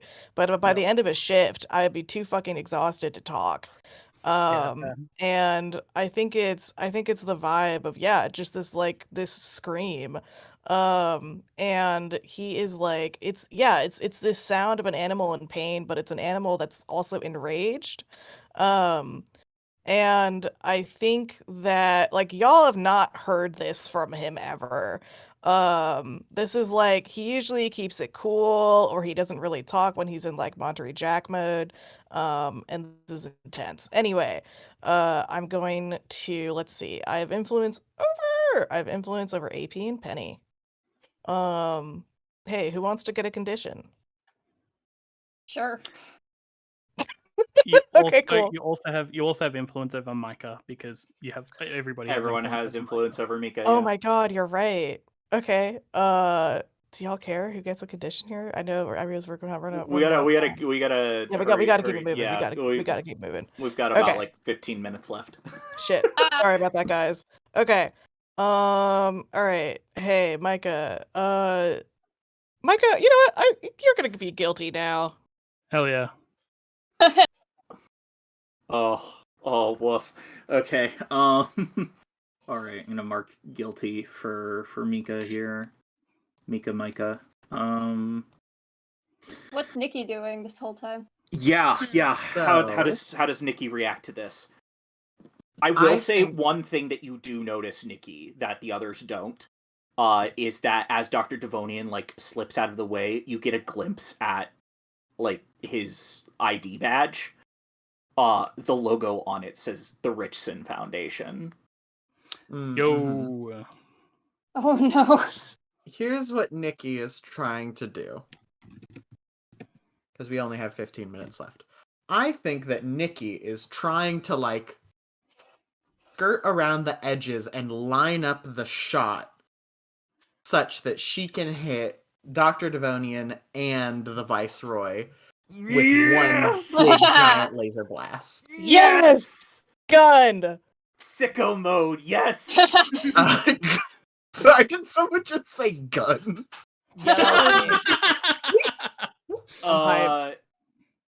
Yeah, we get like a panel of you like kind of like rolling into like doing like a combat roll kind of deal into like a position where you can kind of like aim your weapon at both of them. I bet she has to like jump up and like grab hold of something on the ceiling and like hang from the ceiling. Yeah. And she is like she I don't know if you want me to make a roll for lining up the shot or just not for lining up the shot, but like if you're taking a shot at the two of them, I feel like this is a or maybe lining up the shot is the kind of thing where it's like rolling to unleash your power. I have an idea. Overcome an obstacle, yeah. Yep. Yeah. I can spend a team to help hold them in place to help her light up the shot. Oh, yeah. Do you want to know what this looks like? Yeah, absolutely. So, a bunch of wires start to extend from my head. What? And these wires, they're short in the front and long in the back. Oh my god! A surprise mullet! Oh my god! You had the mullet in you all along! Mullet Gambit, let's fucking go! And Mullet Gambit deployed. Yeah, oh my god, yeah, we get like a yellow text box in the corner of the panel that says Mullet The Mullet Gambit .exe is starting. Like, holy shit. And so this is everything. They arch out and they electrify and they shoot electrical like bonds towards each of them in a way that like encircles them in the electricity and holds them in place. Okay, so you're spending it's magic, whatever. So you're spending a team here. Yes. And what action are you using to do this? Is this part of like a no, that's just how team works. It's just that's a plus just, one yeah. to the... Okay. If y'all in the audience haven't noticed, this is my first time running masks, so You're doing great. You're doing great. You did an incredible job setting this up. This is a great sequence.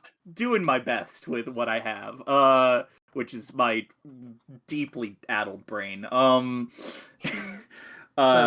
So I think then here you're so this provides like a bonus to when you plus one. so yeah, you can just help someone by spending a team and describing how you do it. Okay. Yeah, and that's what I did. Mm-hmm. In this circumstance, then I think you are directly engaging a threat. Here, Keeney. I keep wanting to like say Nikki still, but like Keeney's your hero name. So yeah, you line up the shot with assistance from AP's wire mullet, prehensile wire mullet. Does anyone else want to try to help? Maybe we can get this roll maybe we could get a real big one. Knock this whole situation out. Can I try to distract again? Can I use my are you watching closely move?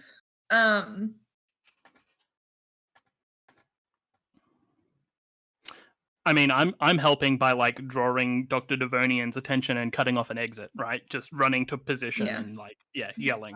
I guess I Okay. can help by just like fully distracting the the Omniraptor and also Yeah. yelling. Yeah. Let's spend all 3 team on here on this. Yeah. Yeah. Yep. Clutch. So Yep. okay, you have +3 to this roll here. In addition to what you normally would with rolling plus danger. So add 3 to your roll and roll to directly engage a threat. All right. Will that come out correctly? Wow, that was. Full hit. Let's Oh, go, it didn't baby! even add. It didn't even add the modifier. Oh, it I did. got a 6 and a 5. Oh my god! So you just rolled that natural. So roll this is sixes. actually what is your A what is your 14? danger? My A danger is 15. +1, so it should be a 15. Should be Yo. a 15. Okay. Holy shit. Yeah. Do you Quite want to? simply Do you roll want to? sixes. So on a 10+ pick 2, you trade blows. Like what are you doing here? Describe to me like what happens. So I think that this is a Like I think this might be the shot. So yeah, here's my pitch. I'm gonna resist or avoid their blows because I'm shooting Okay. from kind of far away. yeah. And I'm also That gonna makes take sense. something from them, which is their consciousness. As this giant fucking laser hits them. So how does this weapon work, so- Keeney? What it is it's this little. I have like a little coaster sized thing, with a big red button, and I'm like hanging from the ceiling to line this shot up, and I press the button on this coaster, and it like sort of Transformer style just like folds out into this giant like cannon shaped, like just a huge cylinder that's covered in like little mechanical wires and like full of greebles and stuff. Yes. That love I have me some painted greebles. over. I've painted over the Richson family logo with a big ass mullet. Yes! And Big it decal shoots. It just shoots a giant fucking like red laser. Please never Um, forget that this is realistic oil painting. Yes, Yeah. that's exactly what I This was is all thinking. being Someone done in spent, hyper-realism oil paint. The Someone oil spent painting hundreds laser. of hours on this one like panel of like you can This buy is this a- oil painting because it's like This life is a full size. page spread, you understand? Yeah. Like Oh yeah. like the whole page is being taken up by this one action. It's showing like how the mullet gambit like comes together to defeat their enemies. And with triumphant victory, both Dr. Devonian and the Viceroy just slump over onto the ground unconscious. The Omniraptor looks very confused at like what happens with no one around to command it. It's just kind of like standing there. Micah's got this. She walks up to the Omniraptor, goes, "Hey, buddy. Hey, you're all right. You know, it's okay." And like does the horse girl, petting it on the side of its face, takes some jerky out of a fanny pack, just feeds it some jerky. You're all right. You're okay. It starts like panting like a dog because we don't know what Hey, dinosaurs fucking sound like. Why are you doing that? No, just put that tongue back in there. That's gross.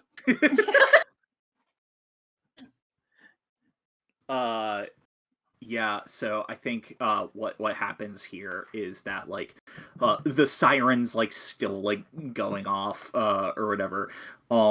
Eventually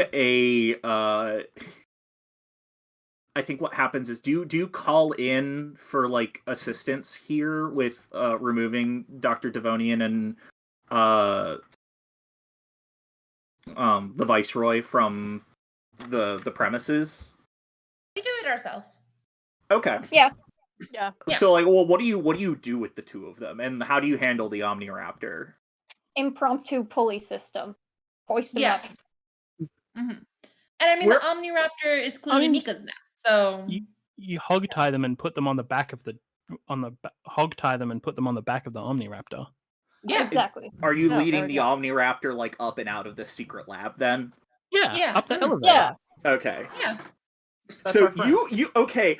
I'm gonna paint a picture here for you all because we get like a full spread panel of like exiting from this like animal enclosure hub. You've like gone back through the lab or whatever, and you've got the Omniraptor with you. The five of you in full like superhero getup walking through this zoo, leading the Omniraptor with both Dr. Devonian and the Viceroy like slumped over the back of the Omniraptor. And like people are just like, what the hell is going on? Is that a Velociraptor? Like is that So No, it's an animatronic. It's our friend. Oh my God. I think like Mr. Davis sees you all, but like doesn't connect because you all are in costume or whatever. Doesn't isn't gonna like recognize your